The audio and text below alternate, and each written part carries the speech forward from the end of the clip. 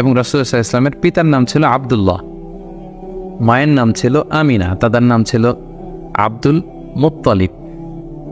এবং দুঃখজনক হলেও সত্য যে রাসূলুল্লাহ সাল্লাল্লাহু আলাইহি সাল্লামের মাতা পিতার সংসার 7 দিনের বেশি ছিল না। মাত্র বিয়ের পরে তারা 7 দিনের মতো, 1 সপ্তাহের মতো সংসার করেছিলেন। সেই সাংসারিক জীবনেই রাসূল সাল্লাল্লাহু আলাইহি ওয়াসাল্লাম মায়ের গর্ভে এসেছেন। এবং রাসূল সাল্লাল্লাহু আলাইহি ওয়াসাল্লামের পিতা আব্দুল্লাহ তিনি ব্যবসার সফরে বেরিয়ে গিয়েছিলেন, ফেরবার পথে তিনি সেখানে ইন্তেকাল করেছেন। তখন রাসূল সাল্লাল্লাহু আলাইহি ওয়াসাল্লামের বয়স হচ্ছে মায়ের পেটের ভেতরে মাত্র 2 মাস। মায়ের পেটে থাকতে তিনি বাবা হারা হয়েছেন। এবং তিনি জন্মগ্রহণ করেছেন যে বছরে, সেটাকে ঐতিহাসিকরা বলেছেন আমুল ফিল, অর্থাৎ আব্রাহার বস্তি বাহিনী যে বছর কাবা ধ্বংস করতে এসেছিলেন, ঠিক সেই বছর রবিউল আউয়াল মাসের 12 তারিখে সোমবার তিনি ওনার মা আমিনার কুলকে উজালা করে এই পৃথিবীতে এসেছেন, শুভাগমন করেছেন। এবং রাসূল সাল্লাল্লাহু আলাইহি ওয়াসাল্লামের আগমন এটা আমাদের জন্য আনন্দের, উচ্ছ্বাসের, ভালোবাসার। তিনি সর্বশেষ নবী, সর্বশেষ রাসূল হয়ে পৃথিবীতে আগমন করেছেন। রাসূলুল্লাহ সাল্লাল্লাহু আলাইহি ওয়াসাল্লাম সোমবার দিন জন্মগ্রহণ করেছেন, এটা নিয়ে ঐতিহাসিকদের মধ্যে কোনো মতভেদ নেই। কিন্তু তিনি কি রবিউল আউয়াল মাসের 12 তারিখে জন্মগ্রহণ করেছেন নাকি 2 তারিখে না 8 তারিখে, এই দিনগুলো নিয়ে ঐতিহাসিকরা মতভেদ করেছেন। তবে মাশহুর বা সবচেয়ে প্রসিদ্ধ মতামত হচ্ছে তিনি রবিউল আউয়াল মাসের 12 তারিখে জন্মগ্রহণ করেছেন আলাইহিস সালাতু ওয়াসসালাম। এবং রাসূলুল্লাহ সাল্লাল্লাহু আলাইহি ওয়াসাল্লামের এই জন্মের সালটাকে যদি আমরা খ্রিস্টাব্দ দিয়ে কনভার্ট করি তাহলে সেটা ছিল 571 খ্রিস্টাব্দ। এবং আমরা জানি যে তৎকালীন সময়ে সম্ভ্রান্ত ফ্যামিলির লোকেরা তাদের সন্তানদেরকে ব্রেস্ট ফিডিং উইমেনদের কাছে দিয়ে দিত, দুধ মা, তারা এসে তাদেরকে নিয়ে যেত। এবং রাসূল সাল্লাল্লাহু আলাইহি ওয়াসাল্লামকে হালিমাতুস সাদিয়া নামে একজন নারী, যিনি তায়েফ থেকে আরো 70 কিলো দূরে বনু সাদ এলাকা থেকে এসে তারা রাসূল সাল্লাল্লাহু আলাইহি ওয়াসাল্লামকে রাসূল সাল্লাল্লাহু আলাইহি ওয়াসাল্লামের দাদা আব্দুল মুত্তালিবের কাছ থেকে নিয়ে গিয়েছিল দুধ খাওয়ানোর জন্য। এবং সেটা তারা করতো এই কারণে যে যেহেতু মক্কা শহর, এখানে অনেক ব্যবসায়ীরা আসে, অনেক লোক আসে, এখানে আরবি ভাষার অনেক আঞ্চলিকতার একটা মিক্স আপ হয়ে গিয়েছিল। তাই বেদুইন এলাকাতে, একেবারে মরুদ্যান, মরুভূমি আছে, এরকম এলাকাতে যেই ট্রাইবস বা কবিলাগুলো আছে, সেখানে যদি ছেলেমেয়েরা বড় হয়, তাদের যেমনি স্বাস্থ্য ভালো থাকে, তাদের ভাষাটা যেমনি পিওর হয়, আরবি মুবিন, সুস্পষ্ট আরবি ভাষায় তারা কথা বলতে পারে। তো সম্ভ্রান্ত এবং ট্রেডিশনাল ফ্যামিলির লোকজন এটাই করত।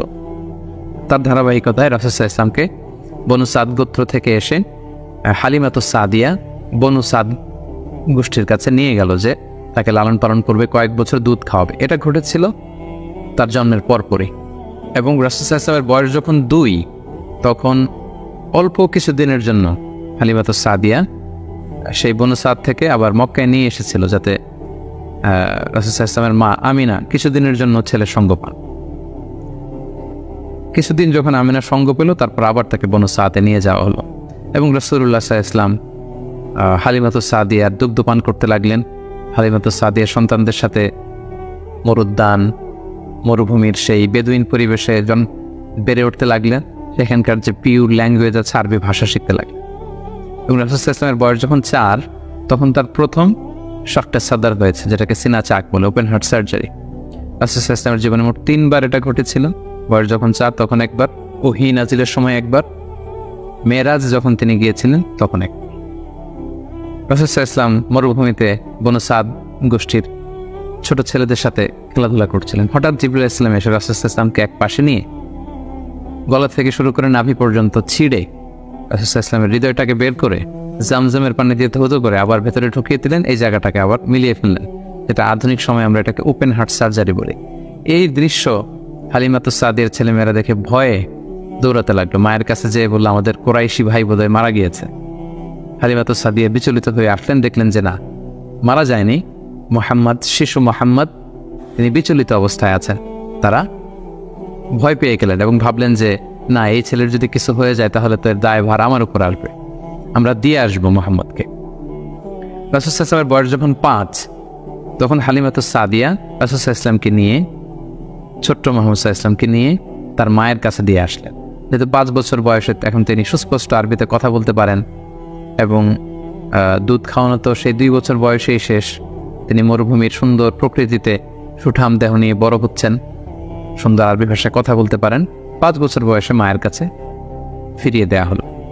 এবং রাসূল সাল্লাল্লাহু আলাইহি ওয়াসাল্লামের আম্মা আমিনা তিনি প্রতি বছর রাসূল সাল্লাল্লাহু আলাইহি ওয়াসাল্লামের বাবার কবর জিয়ারত করতে ইয়াসরিবে যেতেন, যেটা পরবর্তীতে মদিনা নামকরণ হবে, আমরা শুনব সেই ঘটনা। প্রতি বছর যেহেতু তিনি যান, রাসূল সাল্লাল্লাহু আলাইহি ওয়াসাল্লামকে যখন নিয়ে আসা হলো, তার পরের বছর তিনি রাসূল সাল্লাল্লাহু আলাইহি ওয়াসাল্লামকে নিয়ে রাসূল সাল্লাল্লাহু আলাইহি ওয়াসাল্লামের বাবার কবর জিয়ারত করতে গেলেন। রাসূল সাল্লাল্লাহু আলাইহি ওয়াসাল্লামের বয়স তখন 6 বছরের ছোট্ট বালক। জিয়ারত করলেন, জিয়ারত করে ফিরে আসার পথে রাসূল সাল্লাল্লাহু আলাইহি ওয়াসাল্লামের মাতা আমিনা তিনি মারা গেলেন মক্কা মদিনার মাঝখানে আবওয়া নামক জায়গায়। আল্লাহু আকবার। বয়স যখন মায়ের পেটে 2 মাস, বাবা হারা হলেন, পিতৃহারা। বয়স যখন মাত্র 6, মাতৃহারা, কমপ্লিট ইয়াতিম মুহাম্মদ সাল্লাল্লাহু আলাইহি ওয়াসাল্লাম, বাবা মা হারা। তখন সাথে উম্মে আইমান নামে একজন দাসী ছিল, যিনি রাসূল সাল্লাল্লাহু আলাইহি ওয়াসাল্লামকে খুব ভালোবাসতেন, মায়ের কষ্ট বুঝতে দেননি। সেখান থেকে নিয়ে দাদার কাছে মক্কায় চলে আসলেন। এবং রাসূল সাল্লাল্লাহু আলাইহি ওয়াসাল্লাম পরবর্তীতে বলেছিলেন, উম্মে আইমান ইয়া উম্মি বা'দা উম্মি, আমার মায়ের পরে উম্মে আইমানই আমার মা। সুবহানাল্লাহ। মক্কাতে যখন নিয়ে আসা হলো রাসূল সাল্লাল্লাহু আলাইহি ওয়াসাল্লামকে, শিশু মুহাম্মদকে, তখন তার দাদা আব্দুল মুত্তালিব তার দেখভালের দায়িত্ব নিলেন। কিন্তু অবাক করা কাণ্ড হচ্ছে, রাসূল সাল্লাল্লাহু আলাইহি ওয়াসাল্লাম যখন মাত্র 8 বছর বয়সে উপনীত হলেন, তার দাদাও ইন্তেকাল করলেন। এবার মাও নেই, বাবাও নেই, দাদাও নেই। ঠিক তখন রাসূল সাল্লাল্লাহু আলাইহি ওয়াসাল্লাম তার চাচা আবু তালেবের কাছে মানুষ হতে লাগলেন। রাসূল সাল্লাল্লাহু আলাইহি ওয়াসাল্লাম তার বয়স যখন 12, তখন তার চাচা আবু তালেব রাসূল সাল্লাল্লাহু আলাইহি ওয়াসাল্লামকে নিয়ে ব্যবসার কাজে শাম দেশের দিকে রওনা হয়েছিলেন।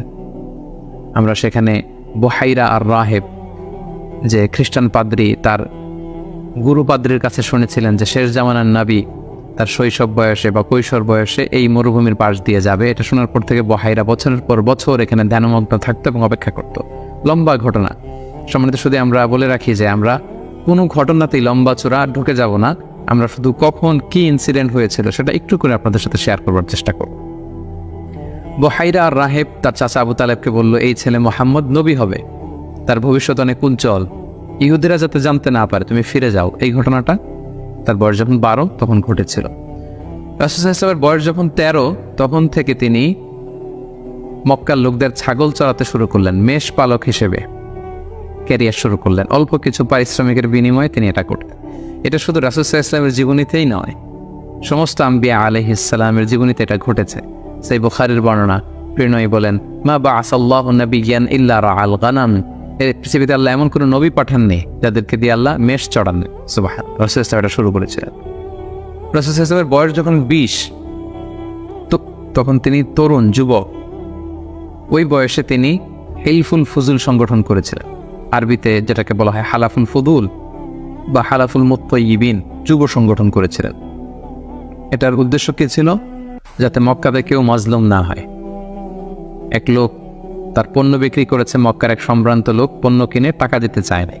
সে পাহাড়ে উঠে চিৎকার করে বলল, মক্কায় কি এমন ন্যায়পরায়ণ কেউ নেই যে আমার টাকাটা উদ্ধার করে দিতে পারে? রাসূল সাল্লাল্লাহু আলাইহি ওয়াসাল্লাম এই দৃশ্য দেখে কষ্ট পেলেন। তিনি প্রায় এরকম দৃশ্য দেখতেন যে জালিমরা অসহায় গরিব লোকদেরকে মক্কায় এভাবে ঠকাচ্ছে। তিনি তার চাচা জুবাইর ইবনে আব্দুল মুত্তালিব সহ ওনাদের সমবয়স্ক ইয়াংদেরকে নিয়ে একটা সোসাইটি করলেন। এই সোসাইটির নাম তারা দিলেন হালাফুল ফুদুল, যেটা বাংলায় আমরা হিলফুল ফুজুল বলি।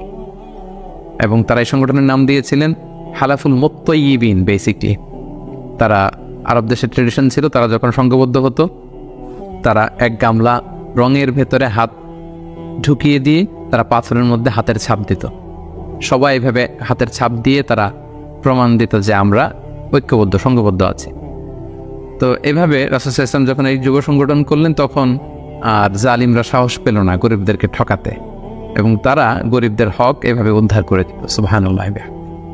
রাসূল সাল্লাল্লাহু আলাইহি ওয়াসাল্লামের বয়স যখন 25, তখন তিনি দ্বিতীয়বারের জন্য মক্কার বাইরে গেলেন। শাম দেশে তিনি ব্যবসায়িক কাজে গেলেন, এবং সেটা ছিল মূলত খাদিজাতুল কুবরা রাদিয়াল্লাহু তাআলা আনহা, যিনি মক্কার একজন সম্ভ্রান্ত নারী ছিলেন। তিনি সম্পদ বা অর্থ ইনভেস্ট করেছিলেন এবং রাসূল সাল্লাল্লাহু আলাইহি ওয়াসাল্লাম তার হয়ে তার প্রোডাক্টগুলো নিয়ে বিক্রির জন্য গিয়েছিলেন। এবং তিনি সফর শেষে অঢেল সম্পদ, অঢেল অর্থ করে তিনি প্রফিট করে দিয়েছিলেন অন বিহাফ অফ খাদিজা রাদিয়াল্লাহু তাআলা। এবং খাদিজা রাদিয়াল্লাহু তাআলা আনহা এটা দেখে খুব খুশি হয়েছিলেন এবং রাসূল সাল্লাল্লাহু আলাইহি ওয়াসাল্লামের যে পোরশন সেটাও রাসূল সাল্লাল্লাহু আলাইহি ওয়াসাল্লাম পেয়েছিল। এই সফরে, এই ব্যবসায়িক সফরে খাদিজা রাদিয়াল্লাহু তাআলা আনহার একজন দাসী ছিল, নাম মাইসারা। তিনি ছিলেন সফর সঙ্গে, কাফেলার মধ্যে তিনিও ছিলেন। সফর শেষে যখন রাসূল সাল্লাল্লাহু আলাইহি ওয়াসাল্লাম অনেক লাভ করে, প্রফিট করে ফিরলেন, তখন খাদিজা রাদিয়াল্লাহু তাআলা আনহা খুব খুশি হলেন এবং মাইসারা তখন খাদিজাকে জানান দিল যে, খাদিজা, এই মানুষ মুহাম্মদ কোনো সাধারণ মানুষ নন। খাদিজা বললেন, তাই নাকি? কি দেখেছ তুমি এই থ্রু আউট দ্য জার্নি, এই পুরো সফরে তুমি কি খেয়াল করেছ? তিনি বললেন যে মুহাম্মাদের চলন বলন কথা এটা আলাদা, অন্য সবার চেয়ে, কাফেলার প্রত্যেকটা পুরুষের চেয়ে আলাদা। তিনি অন্যরকম, তিনি সাধারণ কোনো মানুষ নন, অসাধারণ একজন মানুষ। তার কথা বার্তা, তার চলা ফেরা, তার আচরণ, তার ডিলিংস, তার বুদ্ধিমত্তা অসাধারণ। মাইসারা যখন এই কথা বলল তখন খাদিজাতুল কুবরা তিনি রাসূল সাল্লাল্লাহু আলাইহি ওয়াসাল্লামের প্রতি আকৃষ্ট হলেন। তার একজন কাছের বান্ধবীর কাছে শেয়ার করলেন। তারা সবাই মিলে রাসূল সাল্লাল্লাহু আলাইহি ওয়াসাল্লামের চাচাদের কাছে যেয়ে বললেন যে, রাসূল সাল্লাল্লাহু আলাইহি ওয়াসাল্লামকে খাদিজা পছন্দ করে, আমরা বিয়ের ব্যাপারে ভাবতে পারি কিনা। চাচারা রাসূল সাল্লাল্লাহু আলাইহি ওয়াসাল্লামকে জানালেন, রাসূল সাল্লাল্লাহু আলাইহি ওয়াসাল্লাম এগ্রি করলেন। এই 25 বছর বয়সে রাসূল সাল্লাল্লাহু আলাইহি ওয়াসাল্লাম তার প্রথম বিয়েটি সম্পন্ন করলেন, আলহামদুলিল্লাহ। এবং রাসূল সাল্লাল্লাহু আলাইহি ওয়াসাল্লাম 20টি উট দিয়েছিলেন as a dowry, as a মাহার। বিয়ের মাহার হিসেবে খাদিজা রাদিয়াল্লাহু তাআলা আনহাকে 20টা উট দিয়েছিলেন। রাসূল সাল্লাল্লাহু আলাইহি ওয়াসাল্লামের বয়স যখন 30, খাদিজা রাদিয়াল্লাহু তাআলা আনহা রাসূল সাল্লাল্লাহু আলাইহি ওয়াসাল্লামের ঘরকে উজালা করে তার প্রথম সন্তান, কন্যা সন্তান জন্মগ্রহণ করলো, জাইনাব। রাসূল সাল্লাল্লাহু আলাইহি ওয়াসাল্লামের বয়স যখন 33, দ্বিতীয় কন্যা সন্তান রুকাইয়া জন্মগ্রহণ করলো। রাসূল সাল্লাল্লাহু আলাইহি ওয়াসাল্লামের বয়স যখন 34, তৃতীয় কন্যা সন্তান উম্মে কুলসুম আসলো। রাসূল সাল্লাল্লাহু আলাইহি ওয়াসাল্লামের বয়স যখন 35, ফাতেমা রাদিয়াল্লাহু তাআলা আনহা তিনি জন্মগ্রহণ করলেন। এবং তখন কাবা ঘরের একটা রিনোভেশন হলো। আগুন লেগে বন্যার পানিতে কয়েকবার কাবা ধ্বংস হয়ে গিয়েছিল।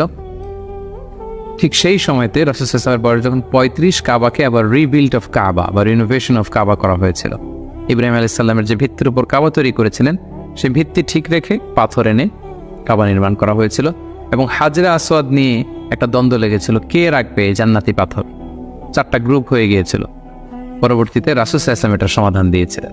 রাসূলুল্লাহ সাল্লাল্লাহু আলাইহি ওয়াসাল্লামের বয়স যখন 37 বছর, তখন থেকে তিনি একাকী নির্জনে ইবাদত করতেন, ধ্যানমগ্ন থাকতেন।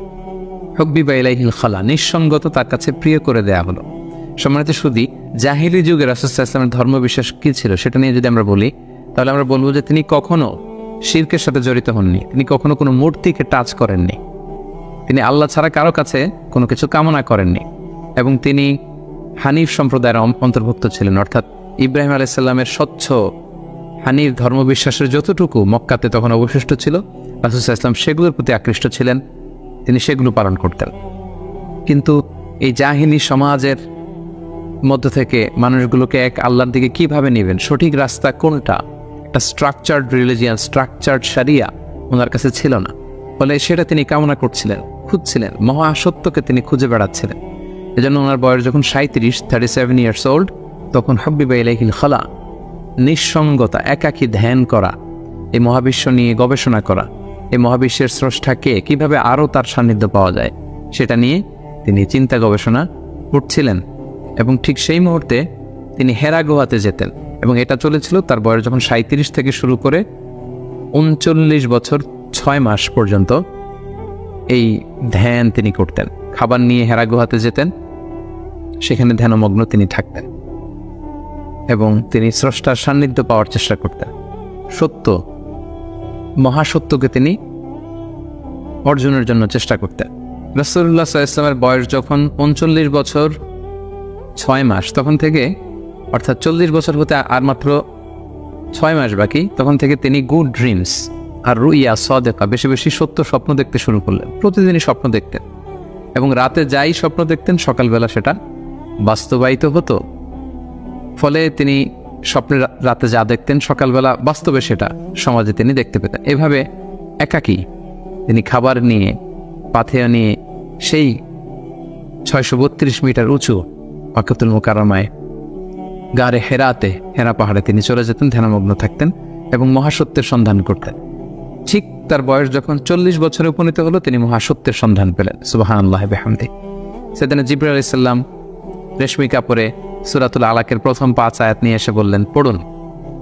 তিনি বললেন, আমি তো পড়তে জানি না। কয়েকবার বলার পরে পড়তে জানেন না তিনি বললেন। তিনি রাসূল সাল্লাল্লাহু আলাইহি ওয়াসাল্লামকে 3 বার জড়িয়ে ধরলেন। এবার তিনি পড়লেন, ইকরা বিসমি রাব্বিকাল্লাযী খালাক, খালাকাল ইনসানা মিন আলাক, ইকরা ওয়া রাব্বুকাল আকরাম, আল্লাযী আল্লামা বিল কলম, আল্লামাল ইনসানা মা লাম ইয়ালাম।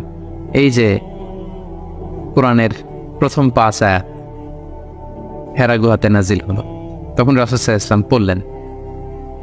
5টি আয়াত পড়ে তিনি হেরা গুহা থেকে কাঁপতে কাঁপতে নেমে আসলেন। নেমে এসে দেখেন জিবরাইল আলাইহিস সালামকে তার প্রকৃত রূপে দেখলেন, যে বিশাল আকৃতির, দিগন্ত বিস্তৃত তার আকৃতি। তিনি আরো ভয় পেলেন। এই 5 আয়াত নিয়ে তিনি নিচে নেমে আসলেন, কাঁপতে লাগলেন এবং আম্মাজান খাদিজা ওনার স্ত্রীর কাছে এসে বললেন, জাম্মিলুনি জাম্মিলুনি, আমার ভয় লাগছে, আমাকে কম্বল চাপা দাও। কম্বল চাপা দেয়া হলো, আয়াত নাজিল হলো, ইয়া আইয়ুহাল মুজাম্মিল কুমিল লাইলা ইল্লা কালিলা। হে কম্বলওয়ালা, দাঁড়াও, দাঁড়িয়ে তাহাজ্জুদের সালাত পড়ো। তিনি বললেন, আমাকে দাসসিরুনি দাসসিরুনি, আমাকে বস্ত্র দিয়ে চাপা দাও, আমার ভয় লাগছে, আমি মনে হয় মারা যাব। রাসূল ইসলামের গায়ে জ্বর এসে গেল, কাঁপুনি এসে গেল। কারণ কোরআনটা হচ্ছে ইন্না সানুলকি আলাইকা কওলান সাকিলা, এটা খুব ভারী, পাওয়ারফুল, একটা স্ট্রং মেসেজ। এটা রিসিভ করা এত সহজ কোনো বিষয় নয়। যখন তিনি বললেন, কাপড় দিয়ে আমাকে আচ্ছাদন করো, আয়াত নাজিল হলো, ইয়া আইয়ুহাল মুদ্দাসসির কুম ফাআনজির, হে কাপড়ওয়ালা, দাঁড়াও, কুম, দাঁড়াও, বসে থাকার সময় নেই, কুম ফাআনজির, মানুষকে সতর্ক করো। এই যে রাসূল সাল্লাল্লাহু আলাইহি ওয়াসাল্লাম দাঁড়ালেন আর বিশ্রামের সময়টুকু পেলেন না, কোরআন নাজিল হতে লাগলো। রাসূল সাল্লাল্লাহু আলাইহি ওয়াসাল্লাম ভয় পেতে লাগলেন। শুরুর দিকে আম্মাজান খাদিজা আশ্বস্ত করে বললেন যে আপনি ভয় পাবেন না, আপনার মধ্যে অনেক ভালো গুণাবলী আছে, আল্লাহ আপনাকে কখনোই অপদস্থ করবেন না। তিনি তার কাজিনের কাছে, ওরাকা ইবনে নাওফলের কাছে নিয়ে গেলেন। তিনিও আশ্বস্ত করলেন যে যাকে তুমি দেখেছো বিশাল আকৃতিতে, যে তোমার কাছে সূরা আলাকের 5 আয়াত নিয়ে এসেছে, তিনি হচ্ছেন নামুস, সে জিবরিল। তোমার আগে সব নবীদের কাছে তিনিই আসতেন আল্লাহর বাণী। সুবহানাল্লাহ। ভয় পেও না, তুমি চালিয়ে যাও, এবং তোমার জাতিগোষ্ঠী তোমার বিরোধিতা করবে, তোমাকে তোমার এলাকা থেকে বের করে দেবে। রাসূল সাল্লাল্লাহু আলাইহি ওয়াসাল্লাম বললেন, আমার গোষ্ঠীর আত্মীয়রা আমাকে বের করে দিবে? তিনি বললেন, হ্যাঁ, এই বাণীবাহকের কাজ যারা করে পৃথিবীতে তাদেরকে এই ভাগ্যই বরণ করতে হয়েছে। সুবহানাল্লাহ। সম্মানিত শুধু এভাবে ইকরা বিসমি রাব্বিকাল্লাযী খালাক, read in the name of your lord who has created, এই বাণী নাজিলের মধ্য দিয়ে রাসূল সাল্লাল্লাহু আলাইহি ওয়াসাল্লাম অফিশিয়ালি নবী হলেন, নবুয়ত লাভ করলেন, এবং তার বয়স ছিল তখন 40 বছর। তো নবুয়তের প্রথম বছরে রাসূল সাল্লাল্লাহু আলাইহি ওয়াসাল্লামের কাছে কোরআনের আয়াত যাই নাজিল হতো, সেটা তিনি খুব প্রাইভেটলি কাছের লোকদের কাছে প্রচার করতেন, অন্যদেরকে বলতেন না। ফলে তিনি যে নবী হয়েছেন এটা ওনার কাছের লোকজন ছাড়া কেউ জানতে পারেনি। তিনি সর্বপ্রথম খাদিজা রাদিয়াল্লাহু তাআলা আনহার কাছে বলেছেন, তিনি বিশ্বাস করে ঈমান এনেছেন। তার চাচাতো ভাই ছোট্ট আলী রাদিয়াল্লাহু তাআলা আনহুর কাছে বলেছেন, আলী রাদিয়াল্লাহু তাআলা আনহু ছোটদের মধ্যে ঈমান এনেছেন। দাসদের মধ্যে থেকে প্রথম যায়েদ ইবনে হারেসা, যিনি রাসূল সাল্লাল্লাহু আলাইহি ওয়াসাল্লামের পালক পুত্রের মর্যাদায় ছিলেন, তিনি ঈমান এনেছেন। সবচেয়ে কাছের ঘনিষ্ঠ বন্ধু আবু বকর রাদিয়াল্লাহু তাআলা আনহুর কাছে বলেছেন, তিনিও ঈমান এনেছেন। এবং রাসূল সাল্লাল্লাহু আলাইহি ওয়াসাল্লাম গোপনে, অর্থাৎ যেটাকে বলা হয় প্রাইভেট দাওয়া, তিনি টার্গেট ভিত্তিক কাছের ঘনিষ্ঠ আমানতদার যাকে তিনি রিলাই করতে পারেন তাদের কাছে তিনি বলতে আরম্ভ করলেন, এবং তারা গোপনে গোপনে প্রাইভেটলি রাসূল সাল্লাল্লাহু আলাইহি ওয়াসাল্লাম ডাকে সাড়া দিয়ে ঈমান আনলো, মুসলিম হতে আরম্ভ করল। সুবহানাল্লাহ। এভাবে 3 বছর তিনি প্রাইভেট দাওয়া দিয়েছেন মক্কায়। নবুয়তের 3য় বছরে 3 বছর পর আল্লাহ তাআলা আয়াত নাযিল করলেন, ফাসদা বিমা তুমার ওয়া আরিদ আনিল মুশরিকিন। নবী হে, এখন আর প্রাইভেট দাওয়া নয়, এবার পাবলিক দাওয়া, পাবলিক প্রোক্লেমেশন, অর্থাৎ পাবলিকলি আপনি এবার প্রচার করুন, যাই নাজিল হয় প্রচার করুন। এবার রাসূল সাল্লাল্লাহু আলাইহি ওয়াসাল্লাম প্রচার করতে আরম্ভ করলেন পাবলিকলি। তিনি পাবলিকলি তাওহীদের দাওয়াত দিতে শুরু করলেন, রিসালাতের দাওয়াত দিতে শুরু করলেন, আখিরাতের দাওয়াত দিতে শুরু করলেন। যখনই তিনি পাবলিকলি দাওয়াত দিতে শুরু করলেন, তখনই বিরোধিতা শুরু হলো, নানা ধরনের বাধা বিপত্তি আসতে শুরু করলো। তিনি পাহাড়ের চূড়ায় যেয়ে বললেন, হে মক্কাবাসী, হে আমার গোষ্ঠীর লোকেরা, আমি যদি বলি যে এই পাহাড়ের পেছনে একদল ঘোড়সাওয়ার আক্রমণ করার জন্য বসে আছে, বিশ্বাস করবে আমার কথা? সবাই বললো হ্যাঁ অবশ্যই করব, কারণ মা জাররাবনা মিনকা ইল্লা সিদকান, আমরা জীবনে তো মুহাম্মদ তোমার কাছ থেকে কোনোদিন মিথ্যা বলতে শুনি নাই, তুমি যা বলবে তাই বিশ্বাস করব।